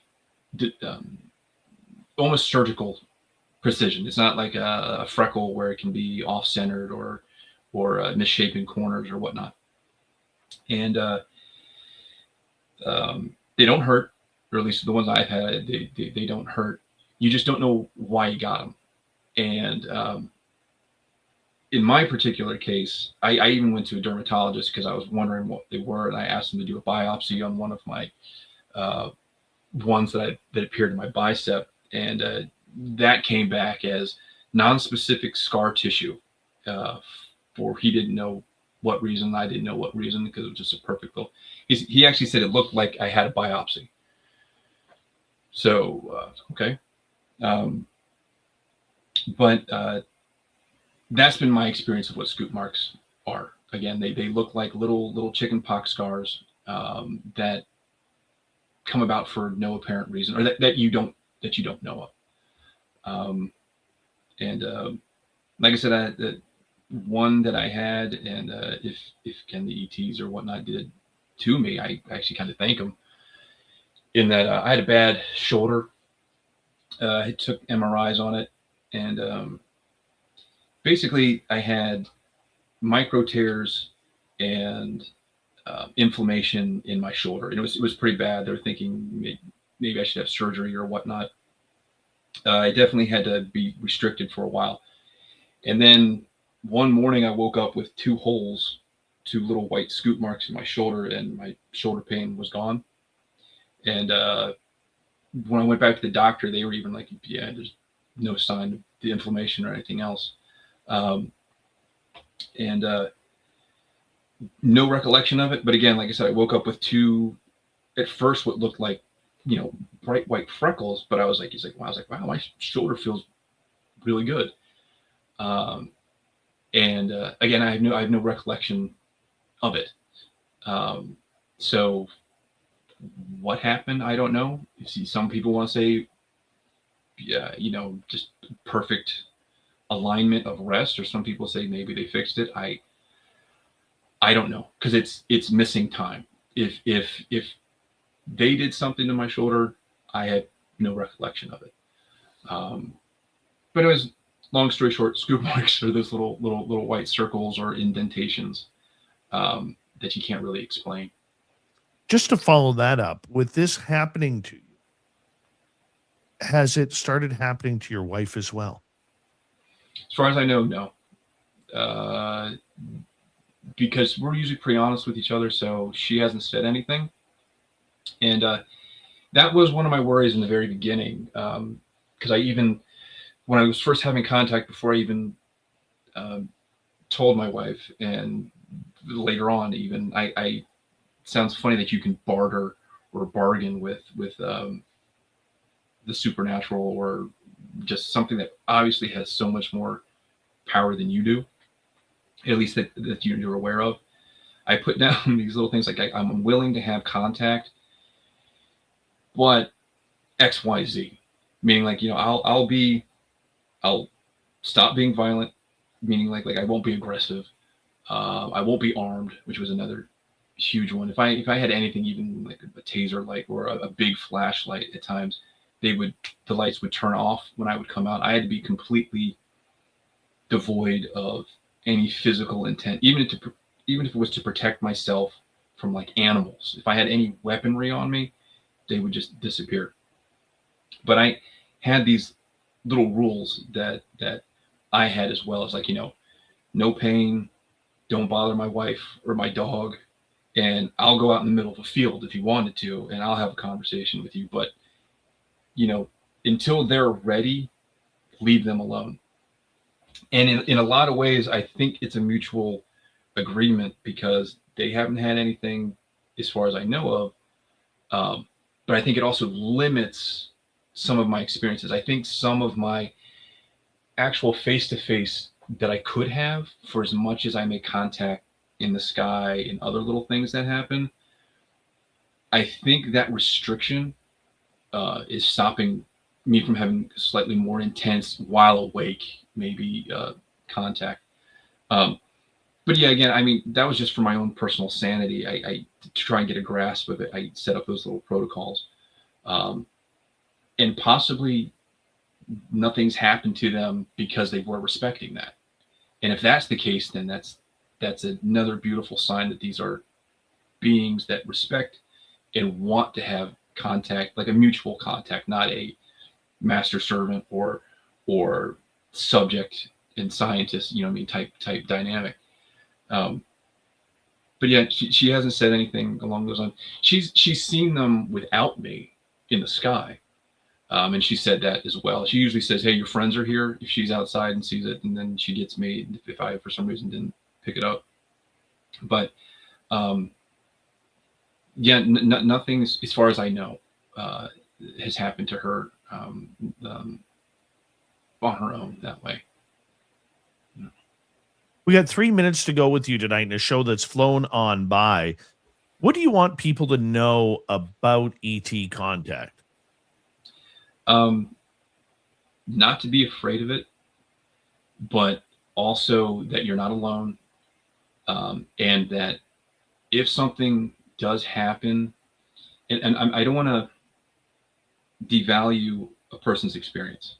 If you've had a good ET experience, you've had a good one. If you've had a bad one, you've had a bad one, and you can't devalue a person's or diminish a person's experience. I'm not going to tell someone if they've had a CE4 abduction that was the worst thing in their life, that it didn't happen. I can't tell them that it was all government conspiracy or whatever along those lines.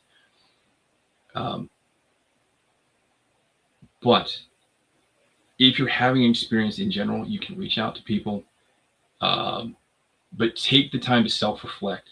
Do the medical tests, do the self-evaluation. What was I doing that before and after that experience?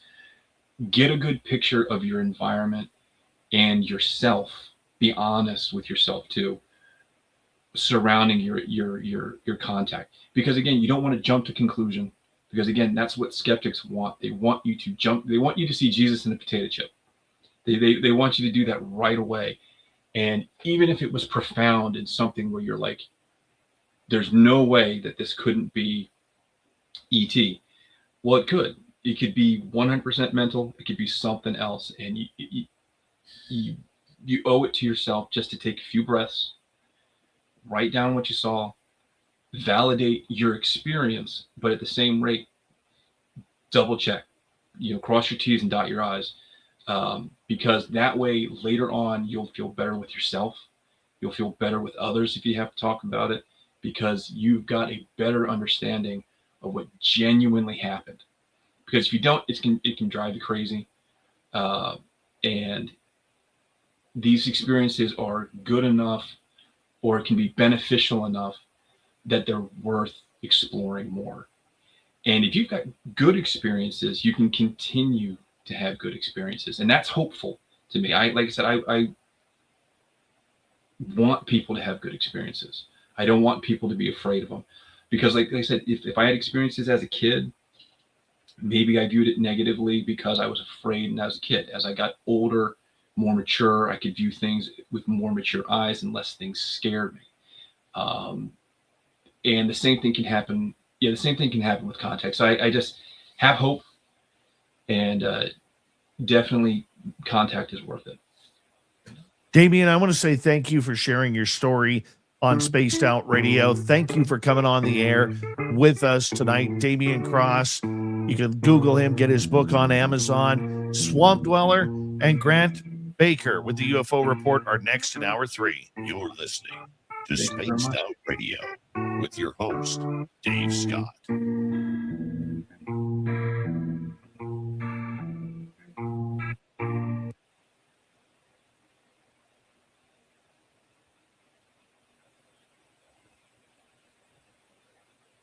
All right, my man. Thank you. All right. Thank you very much. It was a I pleasure. hope you had fun. I did. Thank you very much. This was great. Keep in touch. I will. Let us Definitely know what's going on. I will. All right, my friend. Take care. You have a good Have night. a good one. You too. We'll be right back, everybody. Stop now! You are under arrest!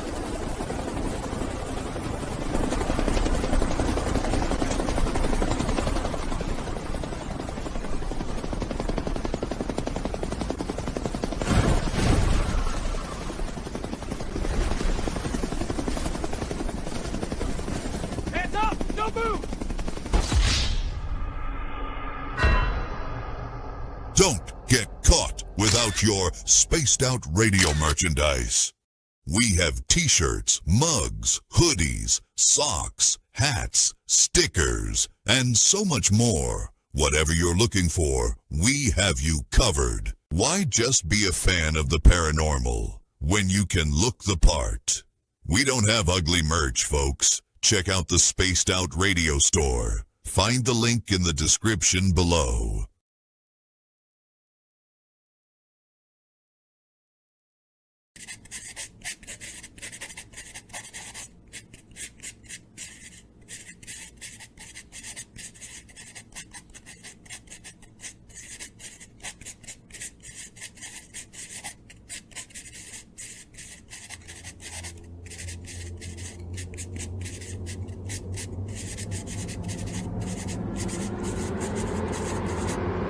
Dirty filth.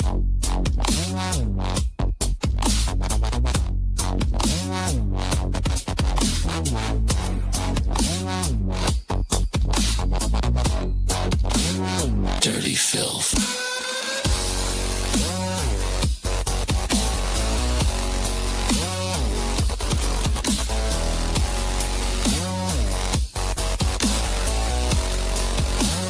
Dirty filth.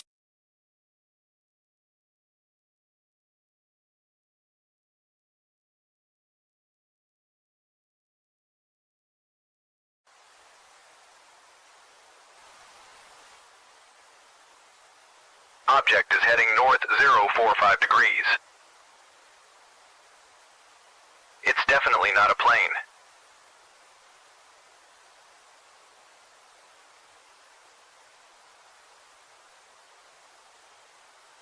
It seems to be tethered to something.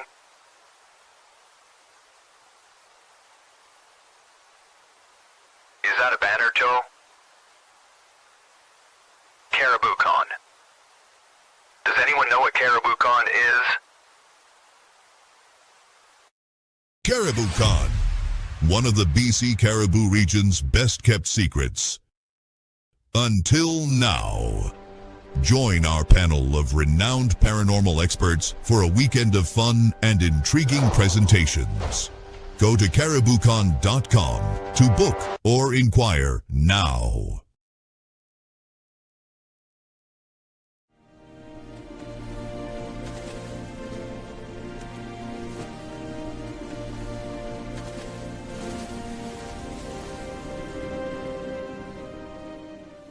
Over here. Look at this.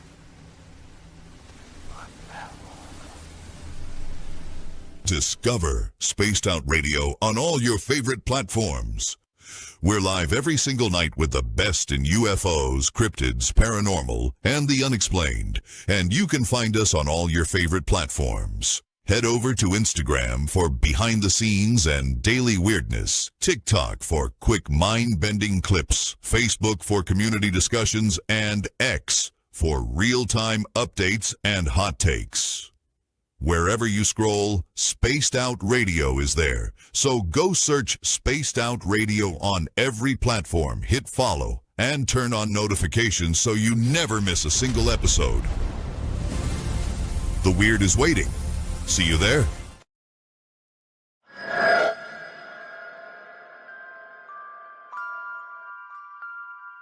The McNeil House is one of several buildings at the 108-mile heritage site, said to be haunted by spirits of a time long forgotten.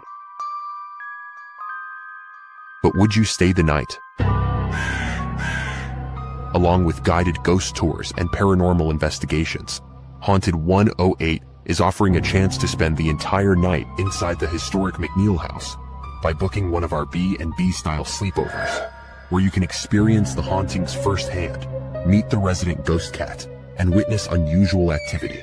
If you dare to turn history into a night you'll never forget, book your spot now at haunted108.com. Spots are limited. Will you be brave enough?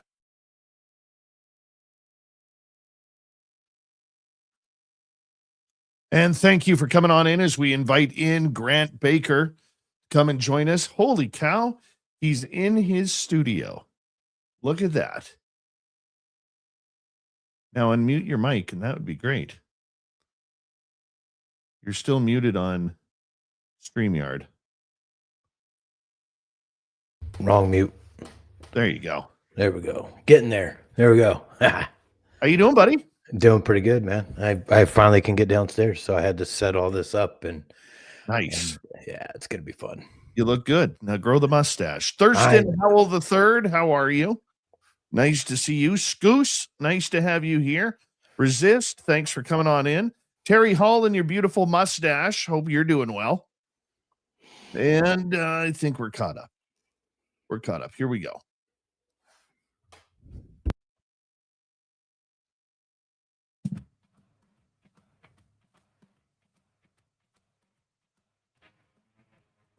We are into hour number 3 of Spaced Out Radio tonight. My name is Dave Scott. Thank you so much for joining us as we talk UFOs.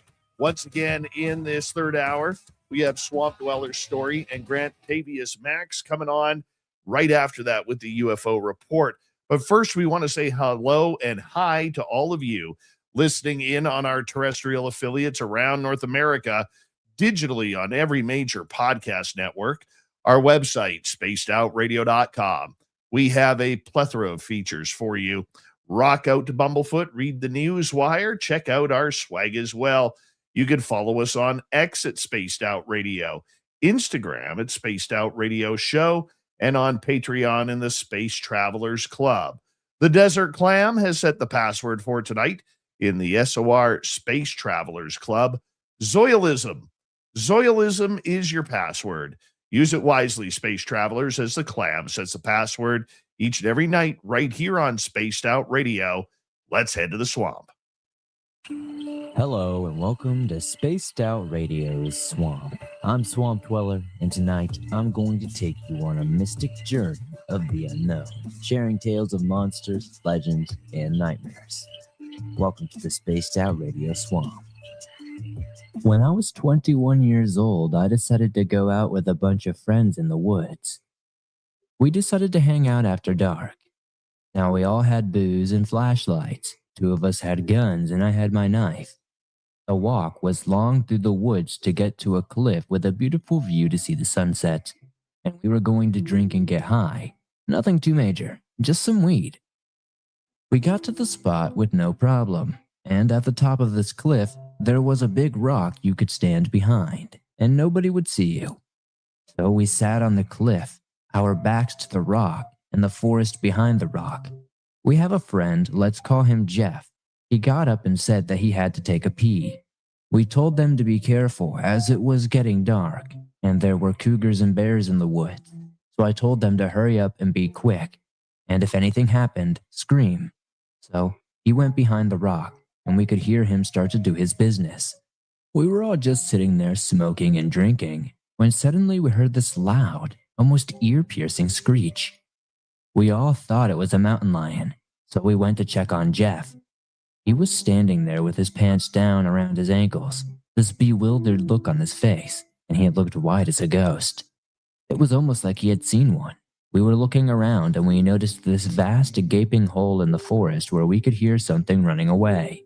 This hole was easily 7 or 8 feet tall, and about 3 or 4 people across. It was enormous. There was no way a bear or a cougar could have made a hole like that, and the sounds of the thing running away almost sounded like a Bigfoot or something. It was so heavy and forceful. Interestingly enough, in the area where I lived, we have tales of something called the Mogollon Monster, which is like a Bigfoot in a sense. This creature is 7 or 8 feet tall and very big, and no one has ever gotten a good look or picture of it. We don't know what happened that night, as Jeff refuses to talk about it, and we don't know what he saw. Some of us chased after it. It was running so freaking fast. It was much quicker than us, and we were gunning it. It got away because we didn't know what it was, what happened, or what Jeff saw.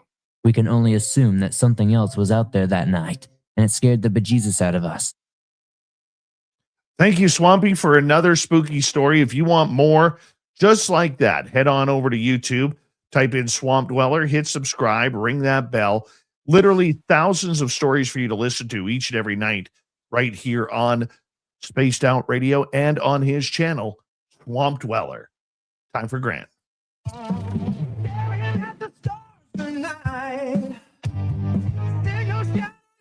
Sky. Grant's got the stories breaking through. What hidden now comes into view. From distant light to secret files, mystery threats. Revealed. Every signal slowly peeled. So tune in close, don't miss the facts. UFO facts, we've got your backs.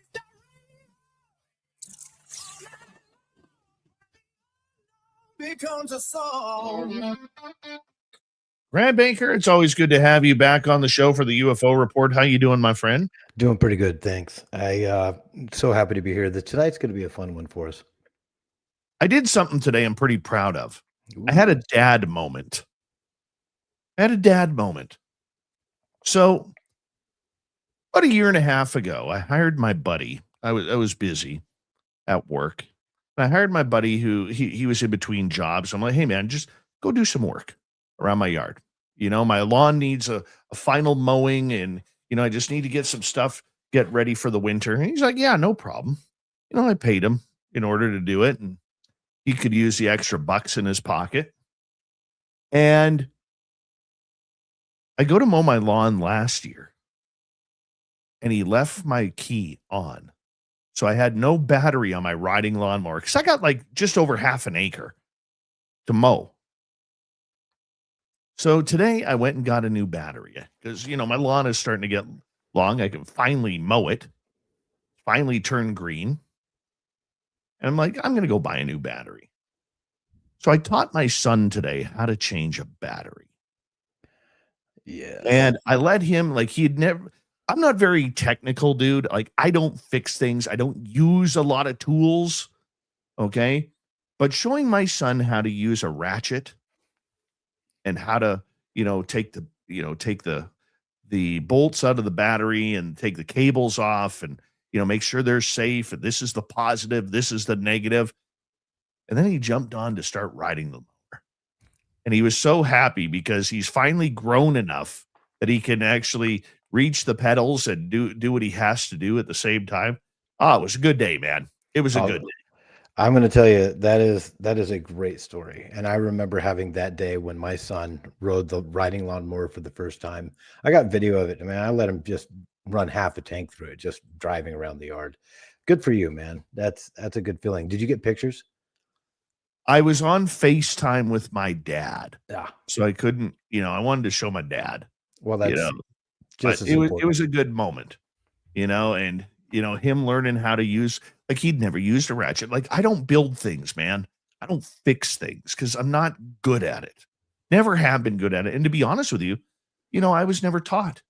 Yeah. Like when people were fixing their cars, I was at the hockey rink or the ball diamond,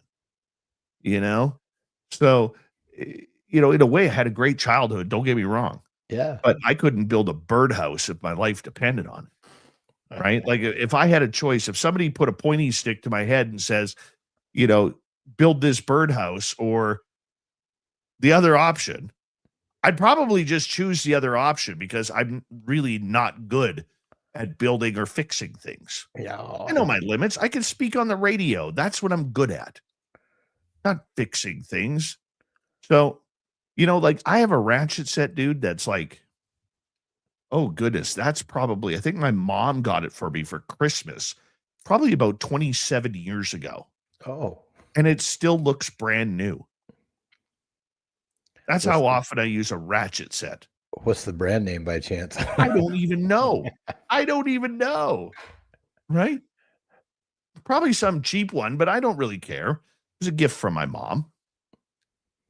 So it was just what I do. Yep. I don't fix things. So, yeah, I was pretty proud today.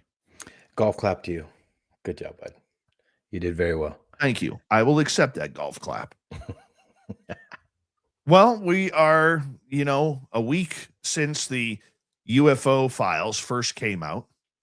There's been a lot of pressing news going on. There's a lot of infighting going on about the next set of releases that are going to go on. I mean, it's just been crazy, Grant. Give us an update of what you're hearing. Well, I've been studying all these pictures and the videos. That's what really I got into. And, the crazy thing that I'm watching is you go out on other platforms, whatever social media site that you want to go on, mainly X. I do get on Reddit every now and then, stuff like that. But the people that are out there, they're using whatever software, whether it's AI or just imaging software, and they're doctoring these things up. And so it gets to the point where the first one I saw was this huge football looking one, and it obviously was doctored. But then I get onto the website, and that was actually from the government. So I'm like, oh, okay. And everybody's just, you have half the people posting these things, another, half or a quarter of the people are posting all the AI stuff, and it's just all over the place. And in fact, you're changing people's minds with it left and right. It's kind of fun to watch, actually. What do you think of the public reaction to what's going on? It's a little blasé. There are probably going to be a lot of people that are just like, yeah, okay, we already knew all this, guys. We're waiting for something a little bit more tangible, i.e. myself. And then you're going to have a lot of people that don't want anything to do with it, that just say, well, whatever, if it happens, it happens. They got better things to worry about. I think it's going to attract more attention. And of course, you're going to get a lot of the people that are into the money. And so once something is hot in the news, they got to do something, write a book, make some money off of it. But it's all over the place. And when you have people come up to you, and I'm sure that you do as well as I, they're like, man, you were right, dude. Did you see what the government just put out? And I'm like, which one? And then they start talking about it. I'm like, no, that's true. And it doesn't, it all walks of life. And I'm starting to get an influx of people coming in and asking me about it now, which is kind of fun. I dig it. I think that, there's a mixed public review here, and the mixed isn't, that the public is like, this is garbage, this is crap. The fact is, I don't think the public is really paying attention, even though it is all over the place. I just don't know if the message is getting through, because there is so much else going on in the world right now, whether it's the economy, whether it's inflation, whether it's war, whether it's tariffs or whatever it may be. This is such a polarizing topic that I don't know, or let me put it this way. If it was a different time with a lot more stability going on in the world, Grant, I think we would have much more interest in this story, much more conversation about this story. Yet here we are. And I think it's being buried because of all the conflicts. I don't believe for a second that the UFO story is a cover-up to other things going on, whether it's the Epstein files, whether it's China, or whether it's Iran, or whatever it may be. The economy, I don't think it's a cover-up at all. Governments have to be able to do many things at once. That's how they keep a country going. You may not like it the way it's going. I don't like what's happening in Canada right now. But I can tell you that I know UFOs is not a priority up here. Right. For me it is, because that's what I do. But for the majority of people, I often wonder, are they paying attention? Probably not everybody. What's really interesting is I have a grandfather and an uncle that watch all kinds of news. That's all they do all day. They're retired. They sit in chairs. They watch news and leave their TV on all night. And I actually got called from them. And these are the least two people in my life that I would think they would say anything about it. And they did. And so if you get these people that are watching the news, and especially the older generations, my dad's 86 years old, and he didn't believe in ghosts. He's a diehard Christian, and he's watching this going, this is unreal. And he's like, are these real, son? And I said, yeah, Dad, this is real. Like I've been trying to tell you for a long time. Well, I think it is touching a lot of people, but there also is a lot of stuff out there that's taking people's attention, just like you said. And, is it a cover-up? I believe you're right. I don't think it is. I think it's actually bigger than that. A cover-up's too easy. I actually think they're all kind of connected. So, but that's my own personal view. And yeah, I think people are starting to become aware of it. There's going to be a tipping point, I believe. And, it's going to be everywhere soon. We're going to see. Going to see. One question that I asked Courtney Marcassani last night, and I'll ask you this too. If we get a bunch of dots on the next set of videos, okay, so for people who are wondering what I mean by dots, it's like if you're looking with your bare eyes up in the sky and you see a satellite. You can't tell what the satellite looks like. You can't tell, even if the International Space Station flies over, you can't tell what it looks like. It just looks like a dot of light in the sky. That's why I say dots. What happens, or what do you think will happen if the next 46 videos that get released that are allegedly going to be released within the next couple of weeks? What do you think the reaction is going to be if we just have dots again? It's not going to be a good one. We've been saying the term nothing burger for many years now. The new drop that they just did recently, I went through, we rewatched every single video in the last hour. And that's all you're seeing is dots. And I did pick up a couple things about it. A lot of these, and especially the US one, like you'd mentioned, I rewatched that one and I can tell you exactly what that is. But most of these are white hot. They say these things are not throwing off thermal. There's no heat signatures. Well, then how the heck are you seeing it? White hot. So a lot of these actually have something going on with them. And it's right now, they're not giving us the good stuff. You break out another 40 videos plus or whatever they're going to give us, and you give us the exact same dots in the sky, kind of like the Phoenix lights or something. It's not going to pan over very well. People are going to dissect it. They're going to put it in their computers and adjust the brightness and contrast and everything, trying to get everything out of it that they can. But realistically, they're just holding back. They're just giving us the fodder, the low-hanging fruit. And it's going to let a lot of people down. The people that actually get excited when the government makes drops. I no longer get excited when they do. I'm interested. I'll look at it, but I'm not like, oh my gosh, it's capital D disclosure. I just don't think that's going to happen. I think we're more and more realizing we're in a confirmation. Yeah. Well, let's get to the news of today, because there was a lot of reaction still going on. Lou Elizondo was on CNN earlier today. I mean, Lou Elizondo, for people who may not know, he's a gentleman who says he ran one of the UFO programs from 2008 until about 2017 at the Pentagon called ATIP. And he was on CNN he was asked the question, are aliens real? Lou's response was, we have something that is made by non-humans. Well, that can go in a lot of different directions. What do you think he meant by that? This is where I get to the point where I'm still digging in. I had mentioned to you earlier before the show that there is something much bigger going on here. And when he says it's many directions, I believe that's exactly what's going on.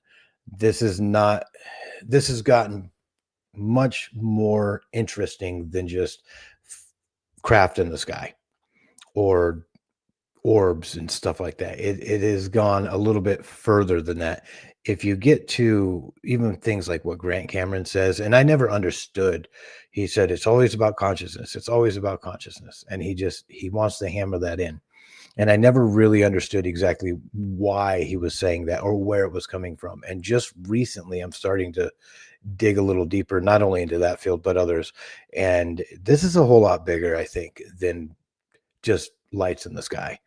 And I believe that's what Lou is talking about. And some of the people, including some representatives that have gone on other shows and had conversations about this, they're kind of leaning in that direction as well. And of course, that's when I started getting into it, especially when they started talking about, like Greek mythology and stuff. That really piqued my interest. So I was like, okay, wait, what?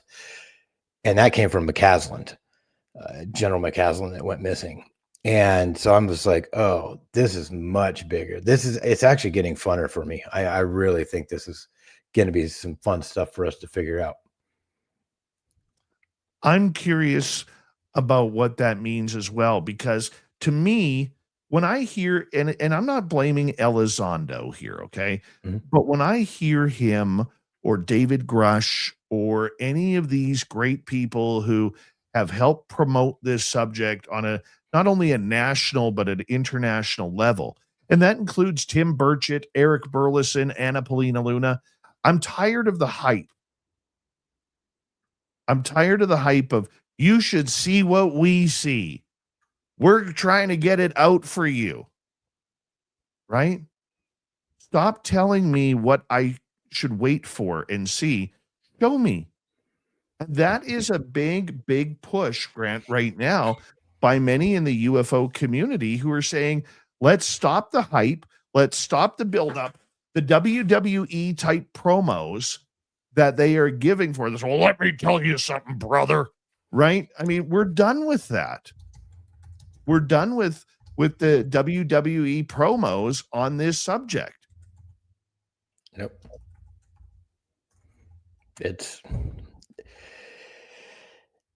So you have representatives right now that are saying stuff that they hear in skiffs. And it's like hanging a little carrot out in front of the rabbit's nose. Follow me down this path. But they're not actually ever giving us the carrots. And you'll hear them on their own social media platforms talk about this. Well, I was just and they talk about it a little bit, and this pipsqueak here said this, or this guy said that, and it's like, okay, you're talking about whistleblowers here, and you guys are trying to protect whistleblowers. Why don't one of them become a whistleblower? Like, if they got all this information, just drop it and be like, sorry guys, like, the world needs to know this. And especially when you have someone like Burchett saying, hey, it would, light the world on fire, make you stay up at night thinking, well, if it's that big of a deal and you believe that everybody should learn this or know it, and even though he probably could get in a little bit of trouble by telling everybody, but if it's really that big of a deal, we should know it. And if they got whistleblower protection programs, he should just file the paperwork, get in it real quick, and drop it. I agree with you, but they're not going to do that because in the end, they are politicians. We have to remember that. When's the last time a politician actually worked for you or me or whoever? And it is a spicy topic of conversation. But I think when we hear people like Elizondo saying, we have it here. Great. Where is it? Where is it? Is it at Lockheed Skunk Works where we're not going to be able to see it because it's a private corporation? Is it going to be at Area 51 or Wright-Patterson Air Force Base? Is it at White Sands or Dulce or Dugway? Just to name a few bases. Yeah. Is it on an island somewhere in the Pacific Ocean that's not Hawaii? Where is it? What are they doing with it? Stop the conjecture. Stop the WWE promos. Let's make this happen. Let's see it. Otherwise, step aside, let it go back under the bunkers where this topic was before, and move forward. Grant, we're going to get you to hold on right there because we are going to go to break here at the bottom of the hour. It's our final break of the night. The UFO Report with Grant Baker continues right after this. This is Spaced Out Radio. Your host, Dave Scott.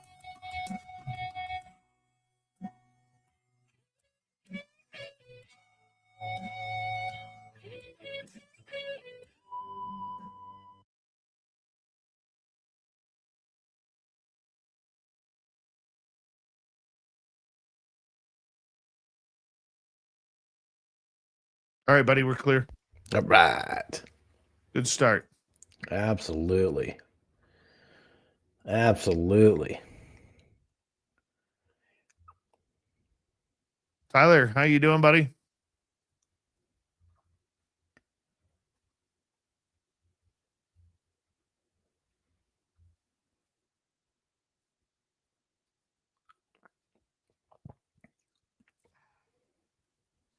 Good times, man. Good times. Mm-hmm. This is actually I'm reading the transcript from the CNN and some of the things that he had said. So I pulled it up when you were talking about it. I was like, this is why I need my station back. I love having this because now I can actually just sit here and go all three screens. I love my life. This is awesome. And you know what? This screen is so stinking clear. You look absolutely amazing, dude. Jeez. I do. I'm liking the new haircut and the beard look. Yeah. I'm not gonna lie. I'm enjoying this. Yeah, you look good. I like it. It's nice and tight and good job. I feel human again. Isn't that wild? Yeah. Like I feel thinner. Oh, look at this. I got a little bald spot right there. Yeah, you went up a little bit too high on the clip there. Dispatch, how you doing? Snow babies hitting on me. Took 20 years off your fat ass, Dave. No, she didn't say that.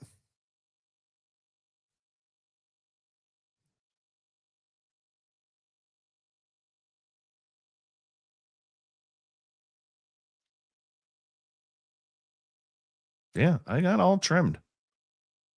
And my barber does a straight blade shave too. Oh, gentlemen, I will say this. If you've never had a straight blade shave by a barber with the hot towels and the cold towels and everything, you are missing out. You are missing out.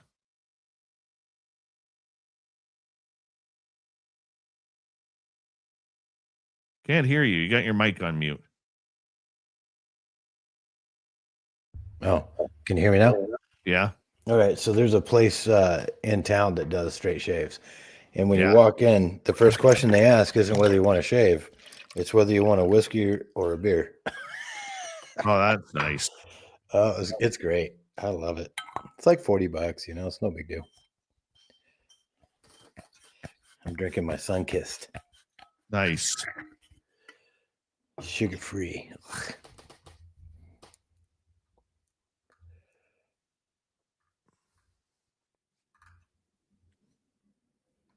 2 minutes.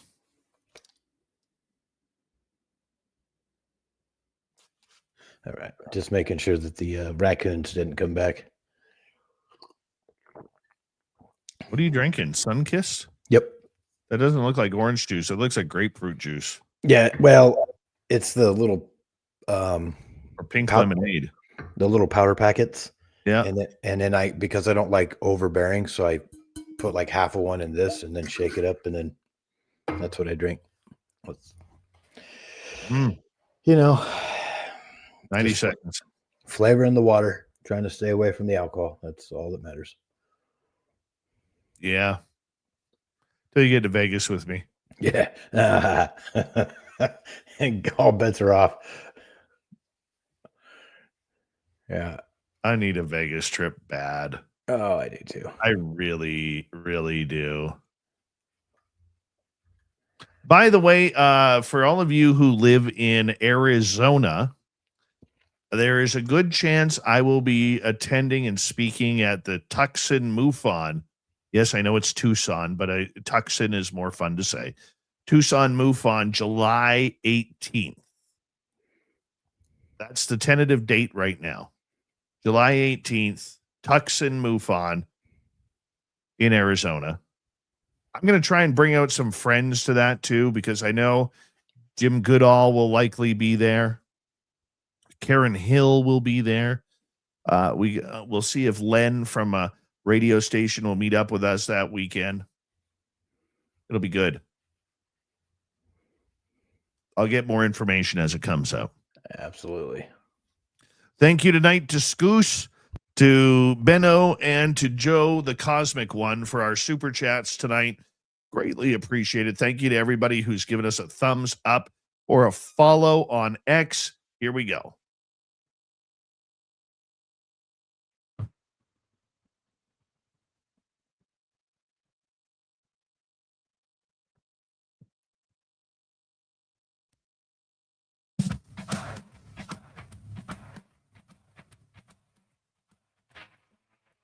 We are into the final half hour of Spaced Out Radio tonight. My name is Dave Scott. We got the UFO report going with Grant Baker right now. And Grant, you know, we're getting a lot of people reacting to the UFO stories that have come out, including the man with the biggest podcast in the world, Joe Rogan.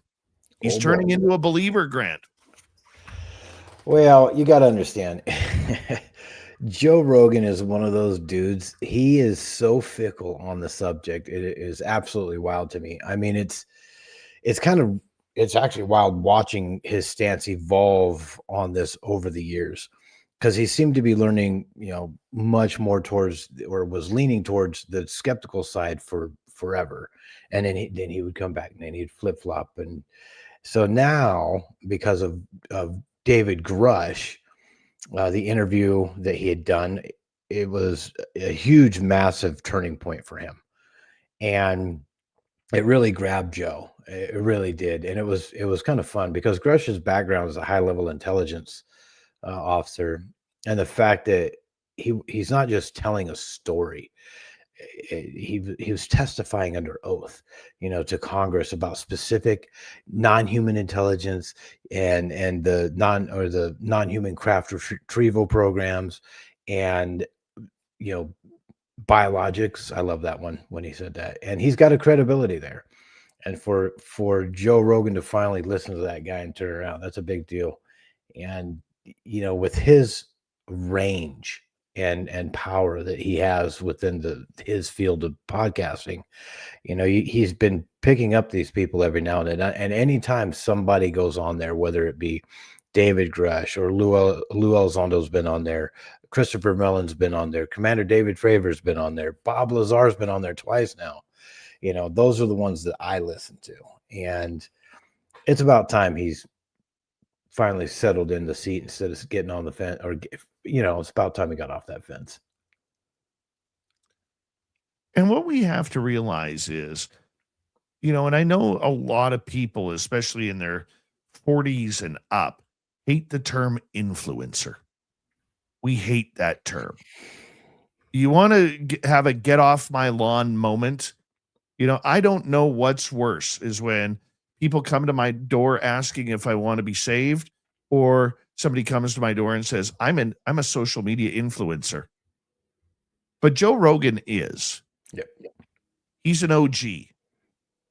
And I look at when he speaks, people listen. There's a reason why his show has, you know, 100+ million followers. And there's a reason why, you know, he's making a huge living off of this through his deal with Spotify. People pay attention, people listen, and he does his homework. And with that happening, I think what we're seeing is somebody with him, when he's saying that this is getting really real, you know, people behind the scenes have talked to him. Right? I had a buddy of mine in a different situation, Grant. I had a buddy of mine who is in the music industry. And, you know, he's from the old school 80s hair metal with the bands that are still rocking. Like, I would love to see his phone one day just to see the names in his phone. Long story short, he was telling me one day, he goes, I said, how do you know so much? How come you're so smart and caught up on what's happening in the world where you could pretty much predict what's happening? Are you psychic or something? He goes, no. He goes, you got to realize politicians, generals, and people of influence like movie stars, athletes, they all love rock music. And when you get them backstage after the show for the after party, you get a couple of drinks in them, they want to talk to you. And when they talk, they talk. And he goes, out of respect, I don't say anything because that's not fair. He goes, but the things I have heard would amaze you. And the things that he had learned would amaze us. Not about UFOs, but just the way things go in general. And this is much the same with Joe Rogan. People want to tell him things because of his influence of who he is. So they could get a little closer to him.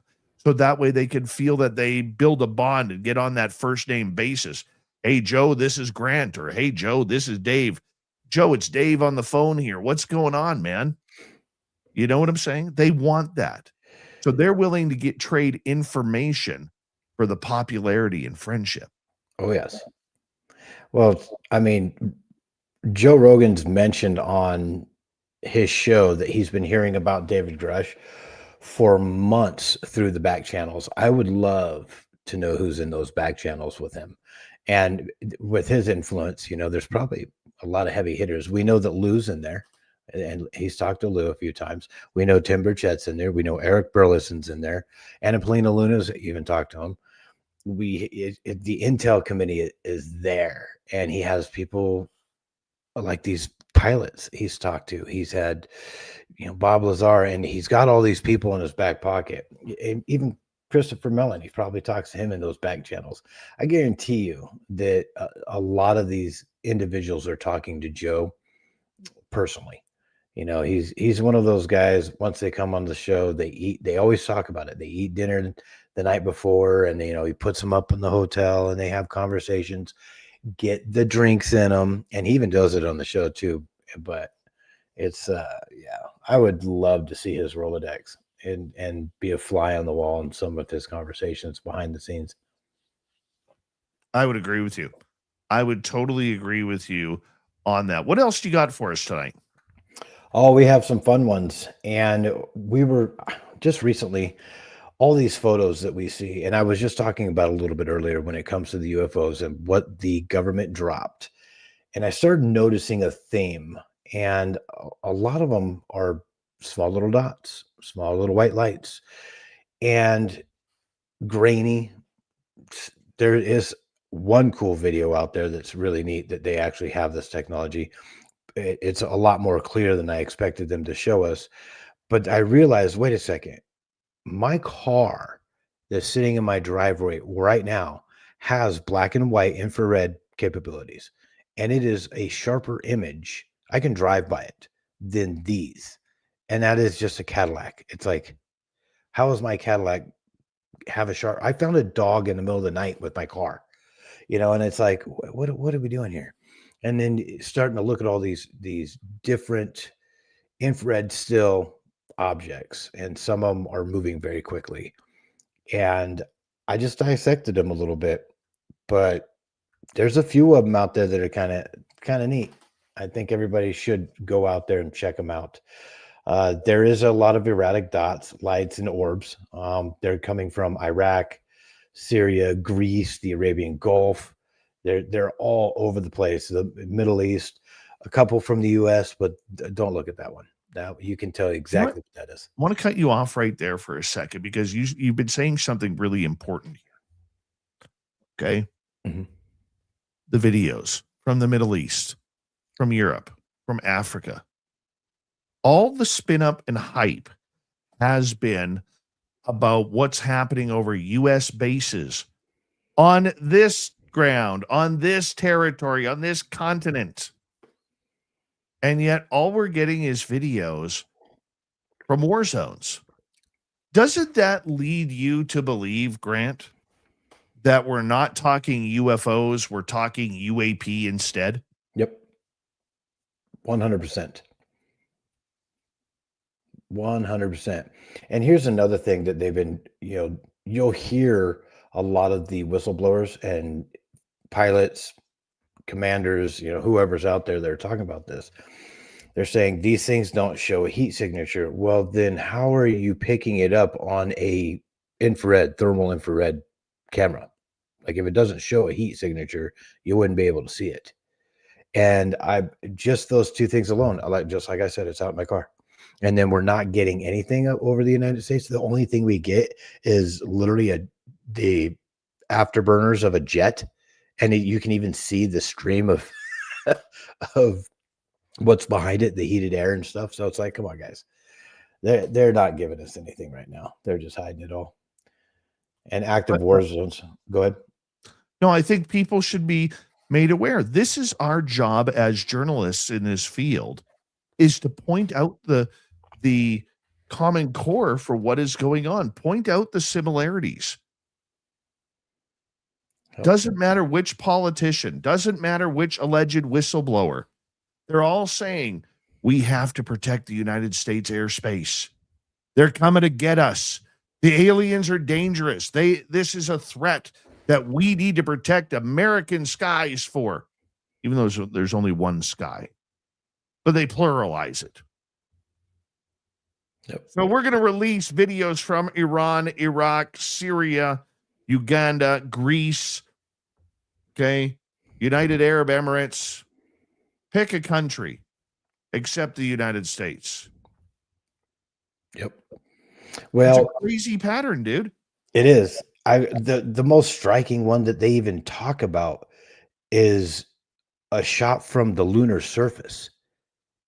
And then you start digging back into the archives on that one picture. That's the one that I got stuck on. I was like, okay, wait a second. You have Buzz Aldrin.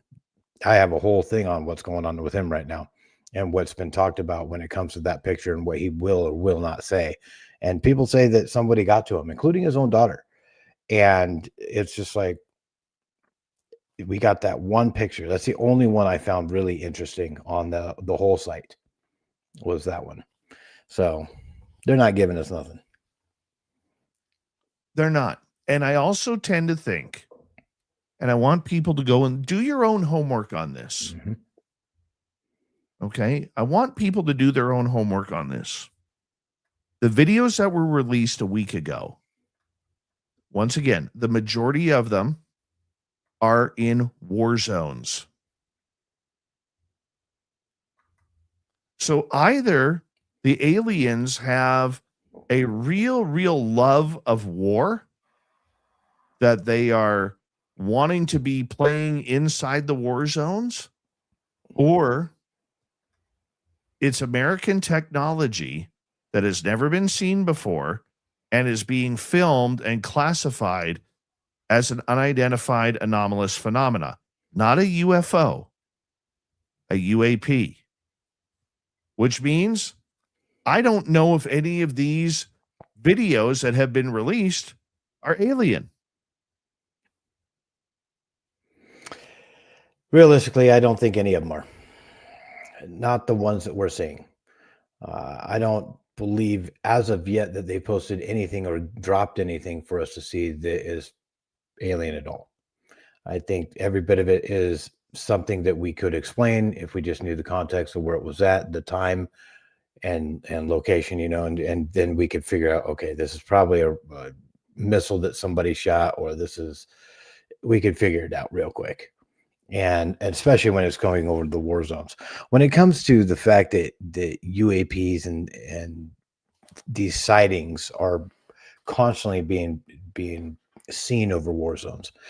And I'd said something, I think, the other night about this. It's like, dude, when you have drones up there that are actively being used as weapons, you're going to look up a whole lot more than when you're fighting a war, because you're trying to save your own bacon.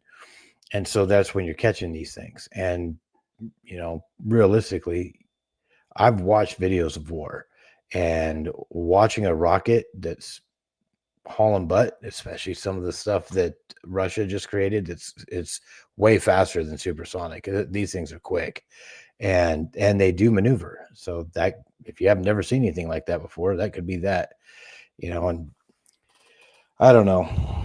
Once they actually show the craft that Bob Lazar worked on and the sport model flew it at the county fair, you know, that's about the only time I'd be able to say, okay, we got that technology now. We probably got it from something that we haven't seen before. I think we need to be figuring out, why are we not getting videos over the United States? That's the question that needs to be asked. You know, the rest of the world, and I'm saying this because I've heard it so many times, and I believe it's kind of true. There's been France has released files, other countries release files. The only people that said they released files is the United States, but they're not giving us anything. We're the ones with the smoking gun. It's the United States has something going on, and they're trying to hide it. And so they're just giving us the fluff and fodder and not giving us the real deal. So, yeah, we need to figure it out real quick, especially if it's going to keep figured out. But like you said, they're not going to give it to us. No, they're not going to give it to us at all. They don't want to. And it's not the fact, you know what? I don't think it's a matter of, you know, people blaming the politicians for this one. This is the intelligence community that's causing the havoc. And I think what we're seeing is a real divide right now in between the people who are elected and the people whose job it is to protect America's secrets. Yes.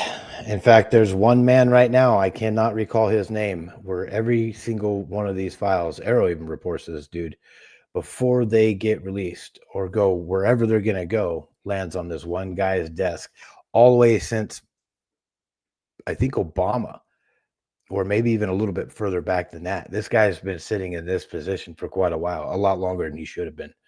And because I think it's like a 4 or 5 year position, and he's been in there for quite a few terms now. And literally, that's our bottleneck. This is the guy that's saying, okay, now we got to shoot that here, put that in Black Ops, let's do over here. And it's just now came out. His name just came out, I think, yesterday. And so it hasn't stuck with me yet, but I'll find it for you and I'll give it to you guys. And that way we can do a little bit more homework on exactly what's going on with this gentleman and why this information is being bottlenecked and how he's been able to sit in a chair, and he's doing double duty. He's doing 2 different jobs for as long as he has. And so there needs to be some questions that need some answers real quick with that one.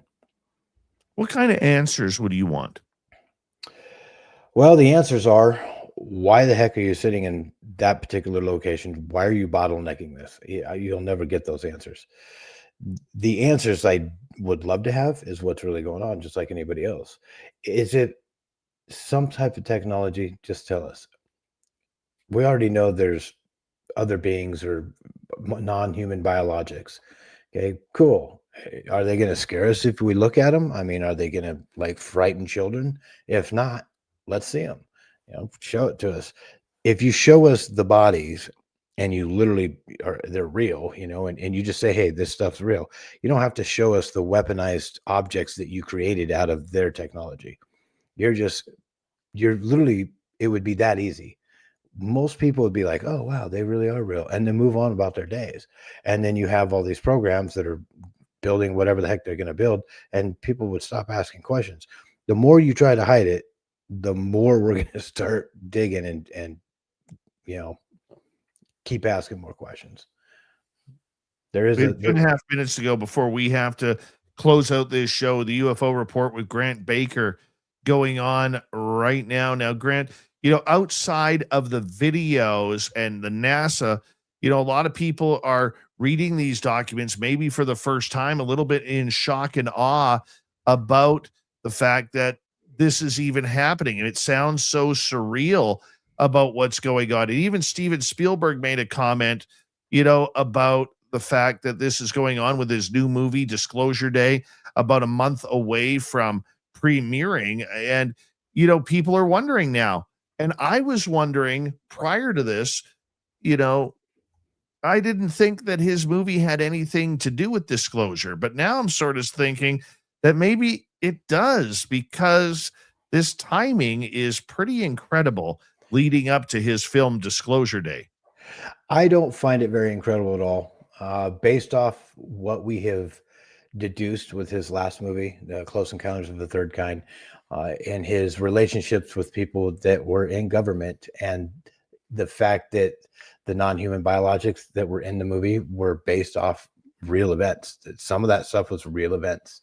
And so it doesn't surprise me that it would come out the exact time that it is.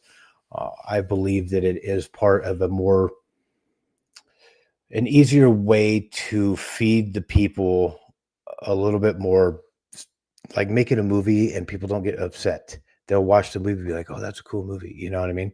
And based off of what I heard the movie's about, that's where we're starting to get into this isn't just technology, folks. This is getting a little deeper. And I think that's where we're kind of headed. And I believe that that's what it is a soft disclosure through Hollywood yet again, desensitize the people a little more. And it's just a drip.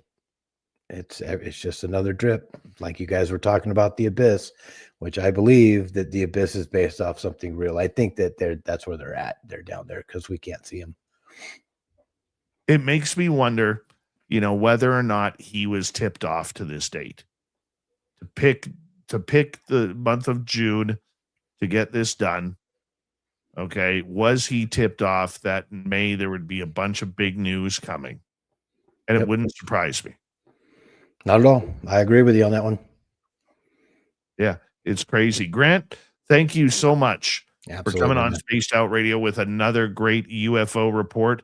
You are absolutely amazing. So thank you very much as we get ready to say goodnight to all of you, because you know what? This show this week, it has been busy about UFOs. That's going to continue. I know you like it because I see the ratings.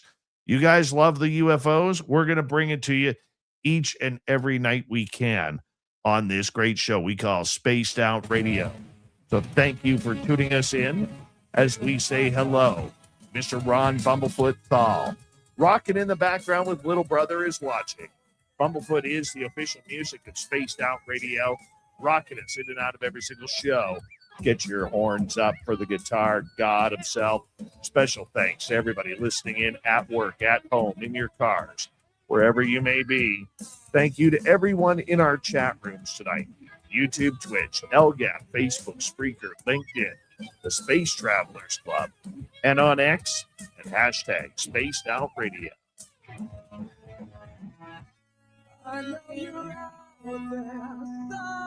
Remember, this show is copyright Spaced Out Radio and Bigfoot Broadcasting Limited.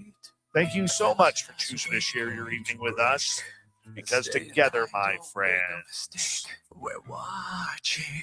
We own the night. Mr. Bumblefoot, we need a favor. We need you to take us home.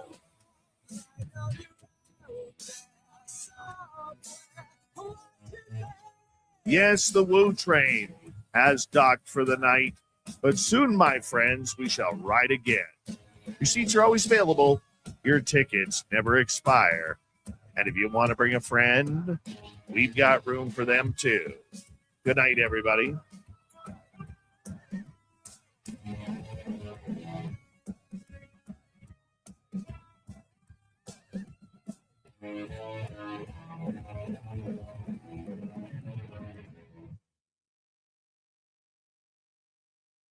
Good job, Grant. Heck yeah, my man. That was fun. Absolutely. Super fun. You gonna go watch the Spielberg movie, Day of Disclosure? Oh, hell yeah. I hope my theater gets it. Same here. Same here. I'd love to see it. We only have like one theater in our town. So when we do get things, I haven't been to that theater in years because I'm not a movie guy. Mm-hmm.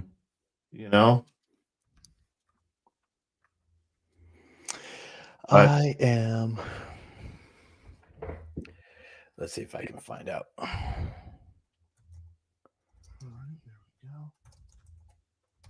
But I do find it very interesting. I do. I find it very interesting. Thank you tonight quickly to Scoos, Benno, and Cosmic Joe for the super chats. Greatly appreciated. In a couple minutes here, my phone is going to ring. It is going to be WABC in New York, who's like, hey, Dave, you ready to go on with Walter tonight? So I will be transferring over there because that's what I do. And Grant, I may call you after that. Okay. You know, because I know you're up. So yeah. And I love your sexy voice. I do. I'm not going to lie. I love you too, bud. All right. I appreciate you doing great tonight, man. Thank you. This has been a lot of fun, and I'll see you in a couple days. Absolutely, you will. Absolutely, you will. All right, everybody. I'm going to sign off here. I know my phone's going to ring very, very quickly. Thank you to everybody who's given us a thumbs up. Do me a favor. Leave a comment after we sign off. I want to know what you thought of tonight's show. ET Contact with Damien Kross. It's always a good one when we're talking about people's personal encounters. I liked the guy. I really do. I think he has a little bit more than what he thinks going on. I think that's a fair comment. And the guy can summon. That's what it is. The guy can summon. Right? Yep. Yes. It'll be here in my town. Sweet. Yeah. Had to look it up.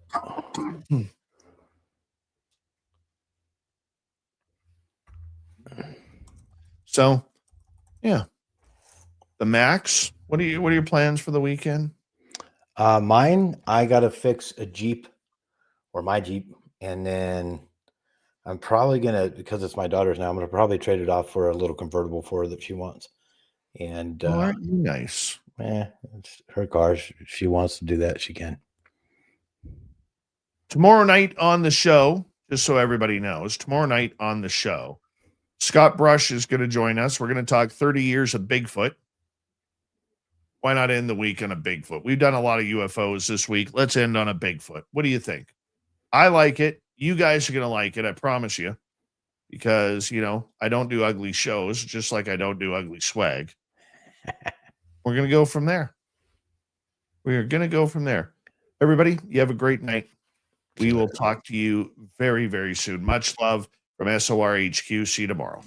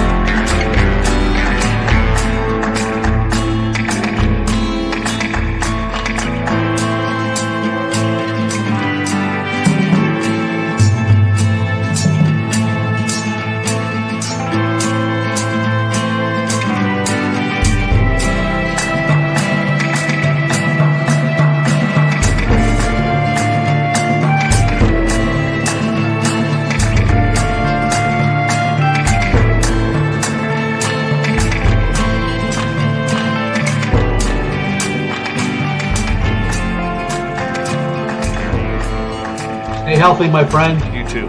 You need bail money, give me a call. Always, Dad. Take care. You too.